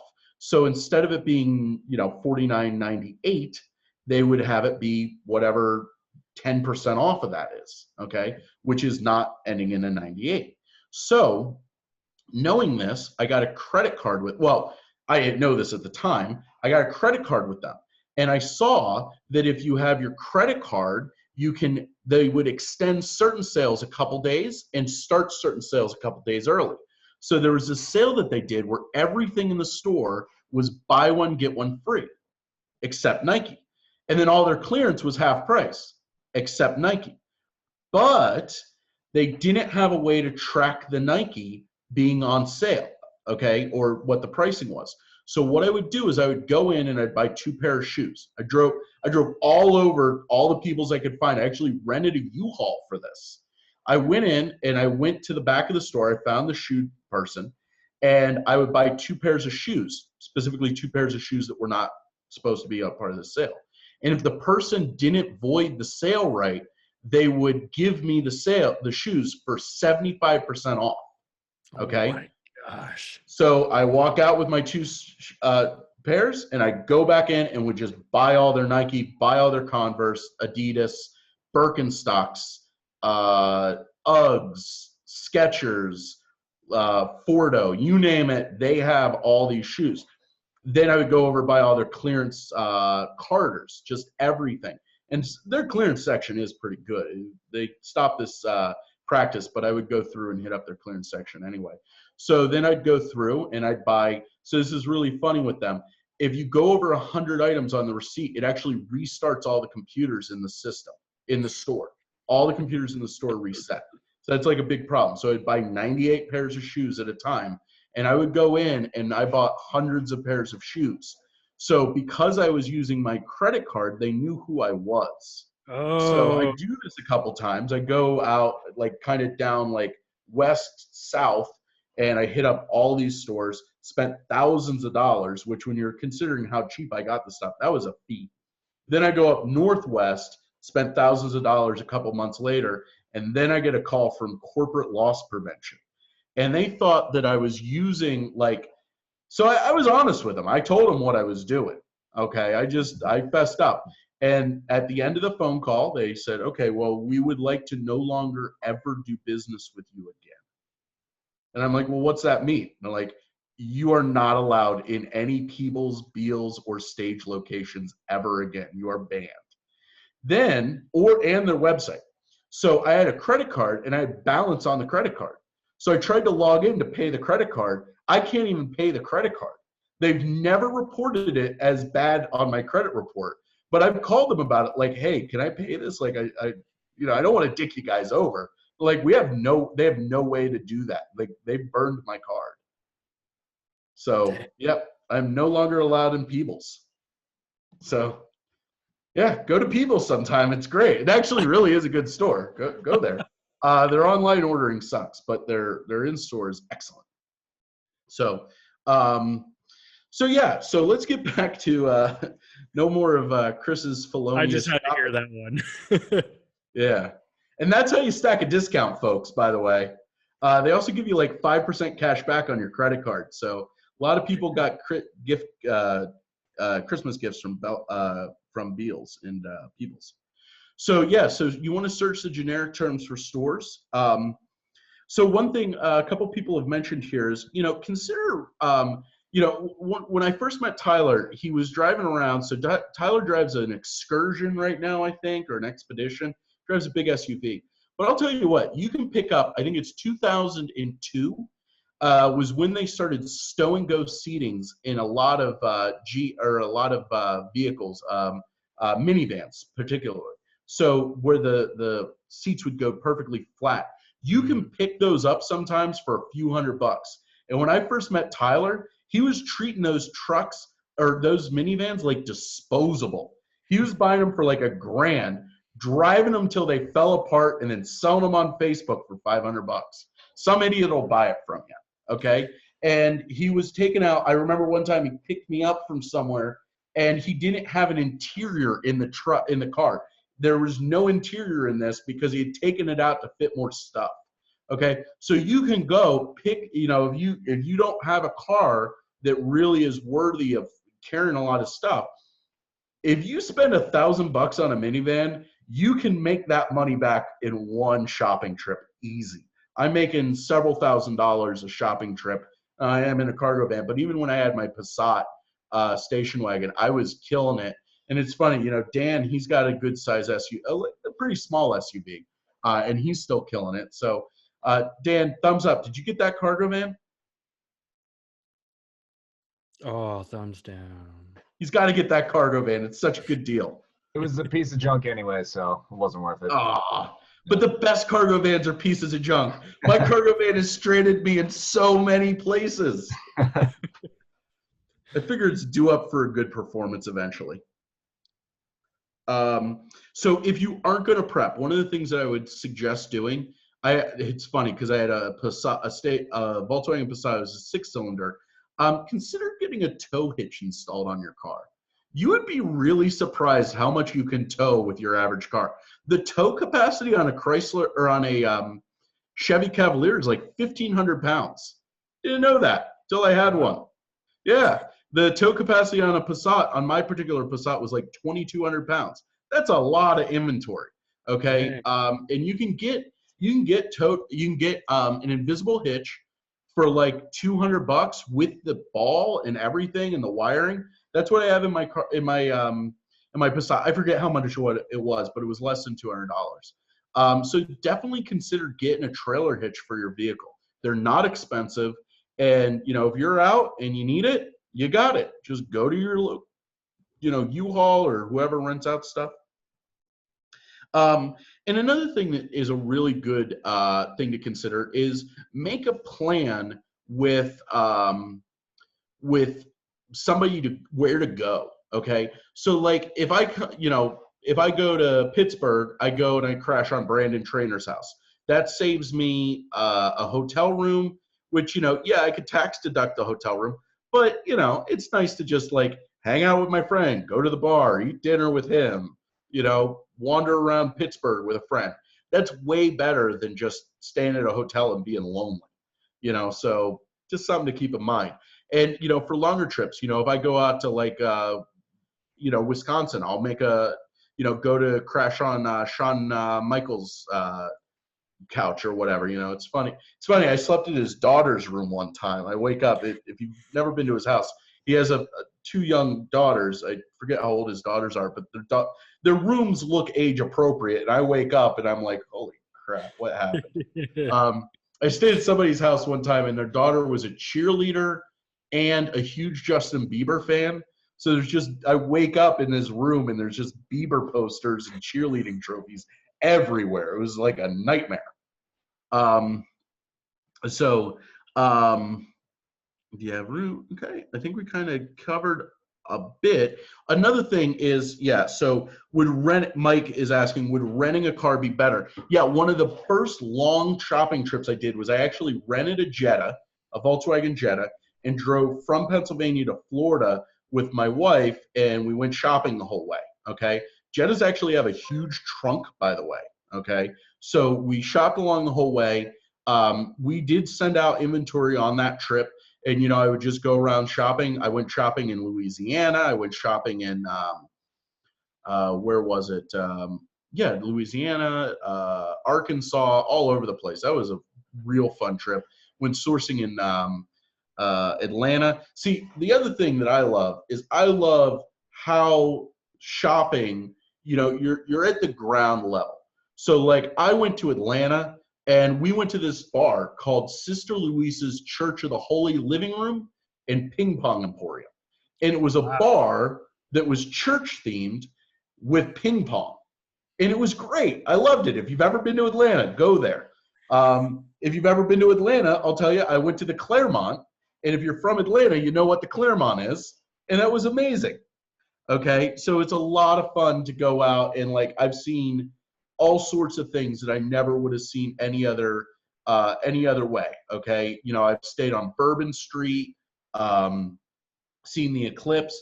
You know, if I would have stayed in my corporate job, I would have missed all of this. And this is what is so important about lifestyle design and living the life that you want to live. And that's what I work on. And I may not, you know, that's the funny thing. A lot of people turn FBA into, well, I was going to say a not safe for work word, but they turn it into a measuring contest. You can figure out the word I didn't say. Okay. I don't want to hurt anybody's ears. Yes, I don't make the most money. I'm not going to be a millionaire tomorrow. It's not that big a deal to me.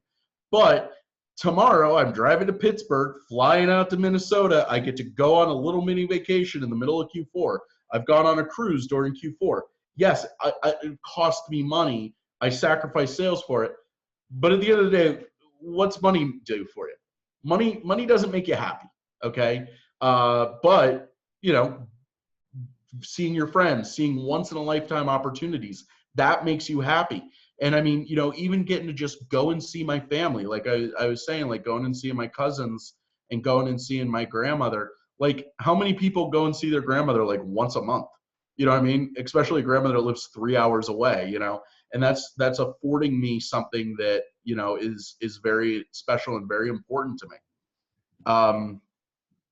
And that's worth more than money for me. And also, oh, another tip is when you're in a hotel, consider using your phone as a hotspot. Just, it's better for security. It might also be a little bit faster. I have Google Fi. So this is another thing that's important for shopping. 2 phones. If you don't have 2 phones, you're not doing it right, okay? I was joking around, Charles. Next time we all get together, next time a bunch of rock stars get together, do you know what a coin challenge is? I feel like I should, and I've heard it before. Okay, a coin challenge, it's kind of a military thing. So when you like go to like a military base, let's say, they often give you a challenge coin. Oh, yeah, that's what it was. You'll be at a bar and somebody will say coin check, and if everybody has challenge coins, the person that calls that has to buy everybody around. Anybody that doesn't have a coin has to buy everybody around. So I think we should phone. And everybody that doesn't have 2 cell phones on them has to buy everybody around. Oh my God. But I have Google Fi, which is Sprint, AT&T, and another service provider that I forget. I hardly ever lose reception. Then I have Verizon. So between 2 phones, I have like all the major networks. It's excellent. Chris, US Cellular, which is more Midwest. Okay, I don't have US Cellular where I am. But it's funny because there's only 2 towers that give me service out here. And if Sprint ever goes down, it's nice to have Verizon. Just, I mean, in case of emergencies. But I mean, you can't, if you go into a store and you can't get Wi-Fi, you can't really source. Okay, so to have 2 phones, you can buy a Verizon, you can buy a Samsung Galaxy S5, and it'll run everything. I think an S6 is the better one. But you can buy an LG G3. You can pick those up for like $80. Okay, an iPhone 6 will work for you. An iPhone 5 would probably work. Okay, so pretty good. Pretty good. So Chris is saying about Verizon. Yeah, Verizon's expensive, but I use prepaid Verizon. Okay, so the prepaid that I have has unlimited data, and it only has like 100 minutes a month, but I never use that phone for anything. I never use it for phone calls. So like the only person I ever call on is like it's funny because I call it my B-word phone, and the only person that ever calls me on it's my mom, because she's the only person that has the phone number, because your mom has to have all your phone numbers. So it's funny because. So Charles, did you have any questions? Did anybody else have any questions? Because I kind of went through everything when it comes to travel, and I really wanted to reiterate to you guys, like, if this is something that you're on the fence with, try it. If you like doing RA and you like the concept of traveling around, I know somebody, I don't want to out people because I don't know who all, I don't want to name names that I don't want to give away too much information, but I know a couple that's driving from Arkansas to actually Seattle and sourcing the whole way, and they're making a ton of money. So much money. It's funny because that's actually been the route that I've been telling myself I should try for like 6 months, because Seattle is only a 4-hour drive, and there's a lot of these Walmarts that are on that stretch and nobody goes to. There was one time I did find a product that I drove 2.5 hours for, and it was these big old Imaginext T-Rexes like a year and a half ago. They were marked down to $8, and they had 11 of them. So I showed up, bought them out, and then resold them for $90 each. And so that 2.5 hour trip, I was able to go hit other stores along the way, and that's where it sparked the whole travel thing. I just haven't done it. So now I think I'm actually going to sit down and book that trip. And you don't have to. I know you got eBay sellers here, so let me tell you this: if you're up in that Portland, Pacific Northwest area, I love shopping like hipster towns. If we didn't cover this already, I have a Portland tattoo that I got in Portland. I am King Hipster. Okay, I've also mentioned that several times, so I definitely have to be a hipster, even though I would never call myself a hipster, which is also a very hipster thing to do. But here's the thing about those areas. A lot of times, if you go in the music shops, okay, so I went to a music shop in Olympia. So I love grunge. That's my favorite kind of music. I actually have a huge grunge record collection. So I go into a music shop in Olympia, Washington, like the birthplace of grunge. So I'm looking around. They have really cool stuff, really cool like autographs on the wall. but then they have a bin of cassettes. Okay, and I'm looking at these cassettes, and a lot of this stuff is stuff I've never heard of, like show tunes, old school music. And I realized I started scanning them through eBay and through Amazon. Some of those things were crazy valuable. And they had them there. I think they were like 50 cents or $1 a cassette because they're freaking hipsters. They're like, oh, nobody wants the Engelbert Humperdinck Does Christmas. Yeah, somebody does, and somebody's willing to pay 25 bucks on eBay for that. Okay, so you can go into those stores, and sometimes you'll find like crazy records, and that's more of an eBay tip. But I filled up a box and mailed it home to me, and have been eBaying off, you know, a pretty good collection of like really weird CDs. That's been really good for me. Also, back to bathroom talk. When you drive from Portland to Seattle, there's on the side of the road, the main road that goes between, there's cows on the road. If you get off there to that Starbucks, cleanest Starbucks I've ever been in. That's amazing.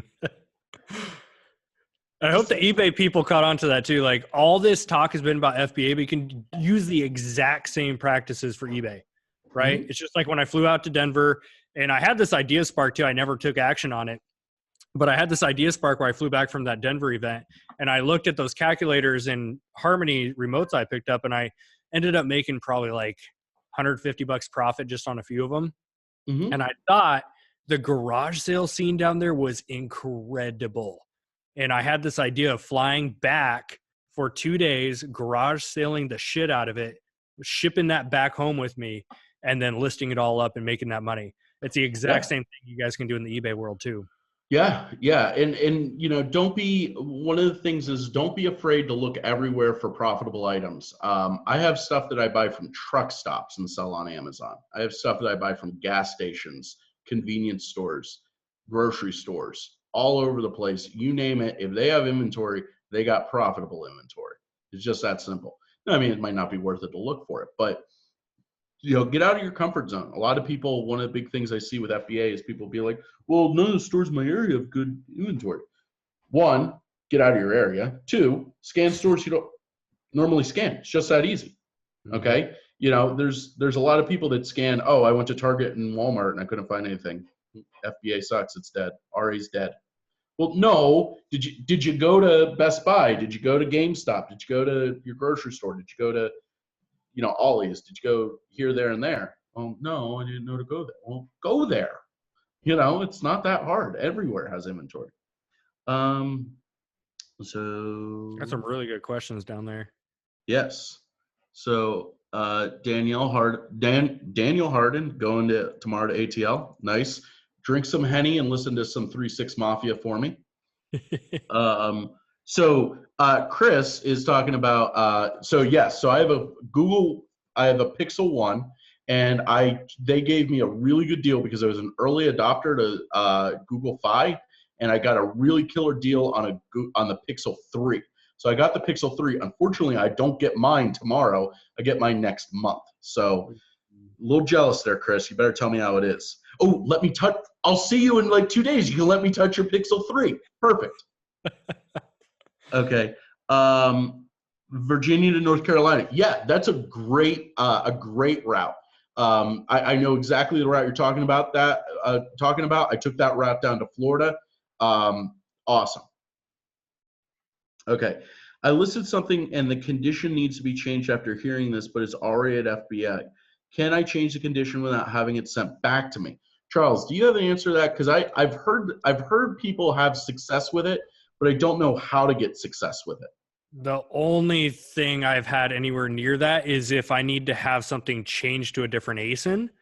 I have had success with that myself, but I've never heard of anyone having success changing a condition. It's worth opening a case on at least. I personally haven't heard any success with it, but it's worth to look into. I mean, also remember, if it's a small item, it's probably not that expensive. I mean, it's 50 cents for the return and then just to slap a new sticker on it. Yeah. So Sean says, do you make any of your own listings or look for existing stuff with Ring? No, I make my own listings all the time. Well, no, okay, not all the time. Okay. I don't make listings for stuff I find retail because it's not worth my time. You got to take pictures of it. You got to write a description. You got to put keywords in. I could be doing better things with my time. However, I do make like wholesale listings. Like if it's a product that I can get wholesale and I know I want to, you know, be in it, and then I'll go in and like really work on the listing. My best TL product right now is 30,000 in grocery average rank over the last 30 days. So, and that's selling about 5 to 10 a day. Real excellent. I just placed an order for more. So, you know, and that's a listing I've made and have, you know, made love to in, you know, all the photos have been retaken. I've finagled with the weight on it. I've done Cuba scans to get the fulfillment cost down. You name it that you can do to a listing, I've done to those listings. But that's because I know I can resell it. Gretchen said, let them go and think it's dead, more for me. Oh, so Gabby, purple hair lady, is, I'm staying at her house for a couple days in the near future, this weekend actually. She has a coffin in her living room for any number of reasons. And one of the things I'm going to do is take a photo TA scanning in the coffin. Yes. And then post it, just, you know, TA till I die. That's awesome. Yeah, she just moved to a funeral home. She lives above a funeral home. You know what's so funny is I just ordered, I'm on my new laptop here, which is a expensive gaming laptop, and then I bought a media server, and FedEx lost it and then refound it, and I needed to sign for everything. It was all very expensive stuff. It just left it on my back porch. Oh, and I'm like, I waited around for all of this just for you guys to leave it on the back porch. It was a nightmare. Anybody else have any questions here? Yeah, now's your chance, guys. Drop them down. The reason that I like the idea with the minivan, though, Michael, is like a minivan or like a truck with a cap on it, is that you can get them so dirt cheap and just treat them disposable. You know, if it breaks down where you're gone, get a U-Haul, rent a car. You know, it's not that big a deal. You know, I've had my truck break down, and my cargo van broke down one time, and very, very much a pain in the butt. But you know, it happens. Have you had what's the worst thing that's happened to you, Charles, while you're outsourcing? Well, I'm outsourcing. Yeah. Driving 2 hours for products that were sold out because I watched the guy push them in the cart right by me as I came through the store. It was like slow motion. It was for drones that I knew got discounted, and I knew they were discounted that day. And there were supposed to be 12 of them. They were marked down to something low, like $25, and buy box price was like $180. There was 12 of them. So I'm like, yeah, I'll drive 2 hours for that. And I jumped in my car the second that I saw that deal come up, and then I drove, literally walked through the door, and I see the guy pushing the cart full of them, and I'm just like, no. I still went and looked at the shelf like an idiot anyways, just like praying there was one left. That was probably the worst experience I've had. That's why you always carry a sharp stick with you. You could get them in the parking lot, just stick them. then you get, I don't know what the ROI on that is, but you know, good. Steven said, what's the most you would pay for a van? Well, it depends on what you want to do. I paid $7,000. My budget when I bought my van was $10,000. I paid $7,000 for my van, but I knew it was going to have some problems. So one of the first things about my cargo van that I discovered after buying it was that it spent some time in like a lake because there's algae in it, and I didn't know that. Yeah, that was bad. What? They left that part out. They left that part. Oh my. You know what? Yeah, the guys that I bought it from were literally the shadiest guys ever, but I negotiated it down from where they were at. Also, the tires were not just bald. We've all seen bald tires. They were slicks. Like they had no tread, okay? Also, it was a year out of inspection. That was probably not my best purchase, but everything about it was solid, okay? I knew that. I knew the engine was good. I researched the truck before I bought it, so I knew what to look for with it, and I looked at it. So I took it back to my mechanic. I ended up welding some plates into it, into the floor pans and stuff like that. I got brand new tires for it and everything like that. And it's been fairly reliable. I've had 2 breakdowns. One was a fuel pump. That was about $800. The other one was an alternator. That was about $1,000. I may have got that backwards. One of the things that people ask me about, is what about buying a box truck? What about buying a bus? What about that? The reason I bought the truck that I have is my truck can go to any shop. When my alternator died, I took it to a 24-hour garage. They had to just get the part in the morning. It was done. Which also another thing is, I would recommend always have stuff to barter with you. So they weren't going to get that truck fixed until like late afternoon, and they were going out to lunch. I was like, I got a question. If I give you guys a case of beer, will you fix it right now? They're like, yeah, it'll take like 5 minutes. I was like, I got a case of beer with your name on it. And I gave them a case of beer. So they fixed it and went to lunch with their case of beer. I feel bad for anybody that got their truck fixed later in the day, but mine was done before the case of beer. So I'm good. But, you know, having that stuff, you know, it's been tricky. Now, the mileage on my van's real low. So that's also part of the reason I've put like 40,000 miles on my van in the last 2 years. So it should also give you an indication of how much I really travel. What I want to do with my van, okay, this is dream scenario, is so I'm considering getting rid of my Audi. And then I'm going to get rid of the cargo van. I'm going to buy a small car, like a real small car. Like, I don't know. So I would probably buy another Audi, but like an Audi TT or something dumb like that. And then buy a Sprinter van, specifically a Mercedes Sprinter. Now, not just because I want to be classy, but because the Mercedes Sprinter comes in diesel and it's higher quality construction. The steel's better. It won't rust. I'm up in Pennsylvania. So it's more corrosion resistant than the Dodge Sprinter, which is made of lower quality material. Also, Gretchen, tell me I removed the algae. No, why would I do that? That's just work. No.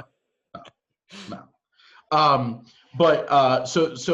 you can pick up a Mercedes Sprinter for like the crew van's 4x4, has the second row seats. Yeah, I'm not too concerned about the second row seats because that's never been an issue so far. But that could be something to consider. So I like that. They also have a longer wheelbase than the one that I have currently. And also a lot of them are taller, so I'd be able to stand it. I'm 6 foot tall. Well, I don't think anybody should be able to stand in a cargo van, unless it has a cap on it. But the reason that I bought the cargo van versus a school bus is school buses often have air brakes. So you have to get an air brake thing on your driver's license. A lot of people don't know that. Number 2, you can't take your brakes to any garage, okay? So that's a problem. I've actually replaced the brakes on my truck myself, okay? Just easy as doing it on any other, I mean, just truck brakes. They're real easy to do. If they're hydraulic or pneumatic brakes, can't do that. You got to take them to a garage because I don't know. I don't know how they work, but apparently that's a big thing. Also, because it's diesel, a lot of buses are diesel, it doesn't work as well. The other thing, or like it can be harder to get mechanics. The other thing is that with mine, I can open the doors all the way on the side. The doors on the side, the doors on the back open up. I can get a pallet in the side. I can get 2 pallets in the back. Okay, you can't open the doors on a school bus wide enough to get a pallet in. You'd have to break pallets down, which is very, very inconvenient. So what's the most you would pay? What's a good time to go do RA? So Dwayne asked, and this is a great question, and I will show you a trick. Dwayne asked such a good question, I'm going to pull out my phone and show him a trick. Okay, so let's look at Walmart in my area.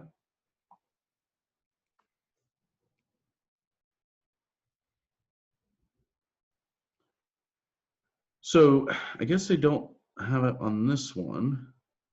But a lot of times when you Google the store, oh, I know what I did wrong. So if you search a specific store, so for instance, I'm searching Walmart, Altoona, Pennsylvania, you'll get a little chart. That's how many people are in the store. That's how busy the store is. So personally, I like to go in the store when it's not that busy. So if you're somebody that wants to do that, depends on what your style is. I like to go in when it's nice and quiet. I hate children. I don't want to look at children. I don't want to be subjected to children. So the less people in the store, the less likely that's to happen. Okay, so that's what I do. I look for when it's not busy. If you don't care about that, then just go whenever. Okay, but you know, sometimes you can kind of see like a little bit of a forecast, and like maybe some days are more busy or less. You can look that up. You got to Google a specific store. You can't just Google Walmart. That was my problem. I Googled Walmart and it pulled up 4 Walmarts that are near me. I Googled Huntington, PA Walmart, and it pulled up and told me when it's busy and when it's not busy. Okay, tell me your remote. Why am I wasting my time fixing brakes? Dude, the brakes on that truck, this is what's crazy. So I buy my Audi. Everybody tells me, oh, the maintenance cost on an Audi is going to be expensive. Okay, 4 brand new brakes on my car, on my Audi, calipers and rotors, $550. Rear brakes on my truck, just rear brakes, $600. So front brakes, I'm not spending $600 on. Okay, especially because like it took me an hour to change the brakes. It's not that hard to change brakes on a truck. So, yeah. Also, I grew up poor. Like, I grew up where, like, I grew up poor, but I grew up where, like, when I was young and had a car, I either had bad brakes or I did my own brakes. So, it's still a habit. How awesome would it be to buy a camper and travel doing RA with? So, yeah, that's like a dream of mine. Sean's going to be doing that. That would be really cool. One of the things to consider, though, I looked at that. I would not buy an RV. I would not buy the all-in-one RV because think about how hard it would be to drive around in the RV. Whereas if you buy a 5th wheel and have a pickup truck or a tow behind, what you can do is drop it somewhere and you just, you know, KOA. There's tons of places that, you know, websites that'll let you drop a trailer like that. You drop your trailer, then you got a truck or an SUV to drive around. Think about how dangerous that would be with a full-size cargo van. My cargo van will tow like 6,000 pounds. So I could do like a 24-foot trailer in mine, drop it. Think about this, get a toy hauler, okay? Toy hauler, if you're not familiar, it's like a pull-behind camper, but you can put a car in it, in the back. So it's got the area to pull a car in, and it's got like ramps. So if you had a truck, you could, theoretically, I think you could put, I don't know if you could actually put a truck in a toy hauler. I don't know the weights on them. You'd have to look that up. But it already has an area in the back where it doesn't have anything. You could put your prep tables right there, fold them up and throw them against the wall, like Velcro them against the wall. I love Velcro. And then travel and do whatever. There's toy haulers that I've seen where they got the toy hauler and then they have a deck that comes out the back. Imagine like a nice sunny day. You got the deck out the back. Oh, that's the life. That's what I want to do. I'm renouncing everything. I'm going to get a toy hauler. I'm excited talking about that. Yeah. So, I mean, it's crazy. Here, I pulled it up. $16,000. It's brand new. Okay. I could pull that with my car, no problem. And it's got a deck. It has a deck. My house doesn't have a deck. That is nice. Yes, you know, and you know, now that's not a really good example of a toy hauler because typically they're a little bit longer, so they have the living area up front and the storage area in the back. That I would want like a 22-foot toy hauler, but still, that would be perfect.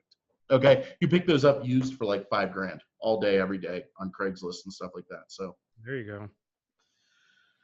Yeah, so Crystal's saying, yeah, exactly what I was saying. By a few years old, the new ones have kinks. So, you know, definitely interesting. Does anybody else have any more questions? I don't want to like get off here and not answer somebody's questions, but you know, it's been really good. I feel like we've given a lot of stuff out. Yeah, no, it's been fantastic. And this is also on YouTube. So if you guys are watching the recording and anything that wasn't covered, drop a comment on the actual YouTube video and Chris will have access to this so he can go through and get those answered for you. Yeah, yeah. Yeah, so I mean, man, and that's the other thing. Like, I love fishing. One of the things I want to do is go and catch a fish in every state. Maybe that's a dumb goal, but I love fishing. So, like, how cool would it be to drive around, go fishing, just drop a line in and catch a fish? And, that would be a really cool thing that a lot of people would never have the chance to experience. And that's the biggest takeaway that I want to leave everybody with is just lifestyle design. And, like I said, like I'm not the biggest seller in the world. There's obviously a lot bigger Amazon sellers, but I don't know that they have more fun than me. And if you've ever met me, I'm a lot of fun. Charles can confirm, right? I can Gabby confirm. Can confirm. Dan can confirm. We look like the Brady Bunch here. I get all their little boxes. Uh-huh. No, it's amazing. All right. So we are at our 2-hour mark. So for those of you that made it, thank you so much for tuning in. Chris, you want to part us with your Q4 group information? Yeah, absolutely. Expect out of it? Yeah. So what we're doing, my Q4 group, this is my third year doing it. It's been extremely popular. There's actually a lot of members in here, Dan, Gabby, Rob, Stephanie, that are in the group here. And basically what it is it's like people were asking about sourcing lists. I make sourcing lists. So you would know like, oh, Target's having this sale. This is what's on sale. Go and buy it. I share a lot of strategies. I'm a very strategic shopper. I hate to work. I'm inherently extremely lazy. So what I do is I focus on making it as easy as possible for myself. So I have to do the least amount of work because I want to just be having fun. So I help you with that kind of stuff. I help you grow your business. And it's been really probably the thing that I consider myself really the best at. And Charles and I are doing a giveaway. There's no purchase necessary for the giveaway. And if you check it out, we actually had quite a few people from this join up and enter. We're giving away a really, really cool prize, which is like an ultimate FBA bundle. Basically everything you need to do to run your FBA business. And then, or an Xbox One or a PlayStation 4. And apparently with receipts. Apparently with receipts, because somebody asked. If you want authenticity. Yes, and also somebody, also so you know, the winner gets not only the PS4 and everything, they also get entry to the group. So it's worth like $800 to enter. Okay, so the group is something that I'm really proud of. And if you have any questions, please reach out to either Charles or me, and we can help you out. It's a missed opportunity. It's not too late to join. Like I have people that will join the day of Black Friday. Okay, and that's okay. It's not too late to join. I'll still take you. I love you, but that's a little bit late. Right now is not too late, and it's not just toys. You know, if you're looking to learn more about grocery, clothing, we even touch stuff that's not Amazon. I'm going to be talking in the next day or two about some stuff for eBay, which will be really exciting. And it's a lot of webinars. I think it's about 20 to 30 hours of content. We've actually done 3 webinars already, and it's been going for about 10 days. So it's pretty content rich. So if this is the kind of stuff you like, it definitely would be for you. Awesome. And thank you so much for your time, man. Hey, real quick, Daniel said, will I be able to benefit if I'm so gated in most areas? Yeah, we actually did a webinar last night, or wasn't last night, earlier in the week. I'm really bad with dates and times. Earlier in the week, we actually did a webinar just about getting ungated in toys and how to use what's available out there to get ungated and some strategies for that. And that was really good. You most likely, you know, toys will be tricky. However, toys for FBA, there's a lot of stuff that's not restricted. Okay. You know, if you're a brand new seller, yeah, some of the stuff will be restricted. There definitely is going to be stuff that will be restricted, but we share so much that even if you're restricted in most of it, you're still going to get a lot. Plus just the learning, like, you know, because Q4 for Amazon, it starts, really it hasn't started yet. It starts really the middle of next month. In about 30 days is when it's really going to pick up. And then it goes until the end of January. So there's so much to learn in that. You know, and with grocery being an ungated category, a lot of the stuff I share isn't even toys, it's grocery. I do a lot with grocery. Seasonal groceries makes money. I can second that. Oh, by the way, I got a hold of that Bolo. I got 100 of them. Oh, did you? Yep. Yes. I went and scoured another store today. No go. They didn't even have, the manager didn't even know where they were.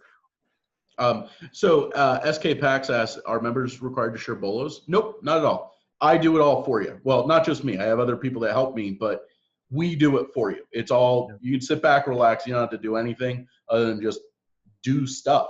Like, that's the one thing. One of the things that always bothers me is, like, people will join. I gave two refunds the first year, one refund the second year.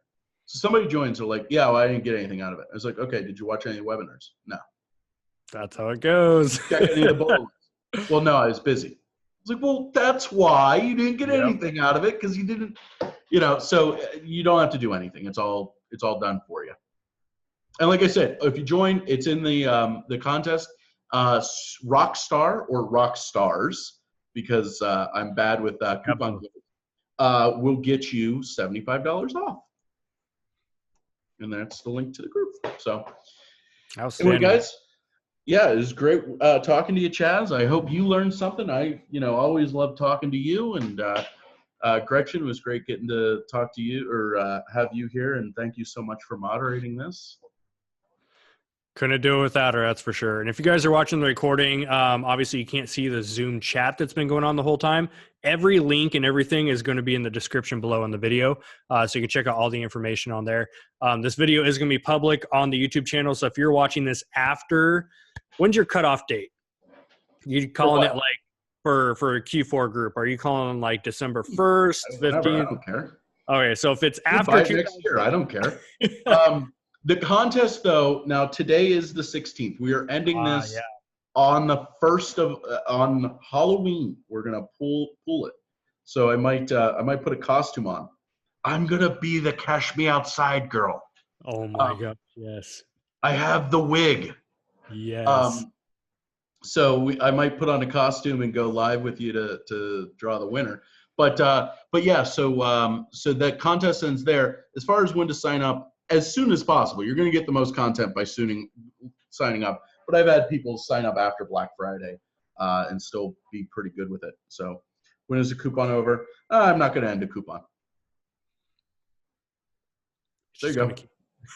Keep going with it. And if anybody, by the way, anybody that is wonders about like the money with it, you can set up a payment plan with PayPal with Bill Me Later with free interest for 6 months. So you can break down the whole thing in 6 months. So into a 6-month payment. So, it's not, if you're a little bit low on capital and maybe, want to invest that way, very easy to do.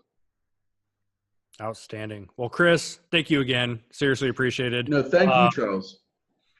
No, it's been awesome. I love this topic because, like I mentioned multiple times, I've wanted to do the traveling thing, but this kind of helped me get like a clear path for how to do it, things to look out for. Definitely vehicle upgrade in the future is where I'm going with this. Yeah. It is, and it's nice. Also, I mean, technically to do the tax deductions, right, you have to have a vehicle that's just for business and just for not business. Absolutely. So get your taxes right, Charles. No, already on it. My CPAs, guys, if you are not working with the tax professional, just do it. I don't know how any of that shit works, but I get my stuff written off. You should see the stuff that I've written off. Oh, Dan knows what's up. I'd love to see that list. Mm. All right, guys. Peace out, crew. It's been a blast. Lots of info. Go back, watch again, take notes, all that fun stuff. We'll catch you next time. Talk to you guys later. Bye-bye.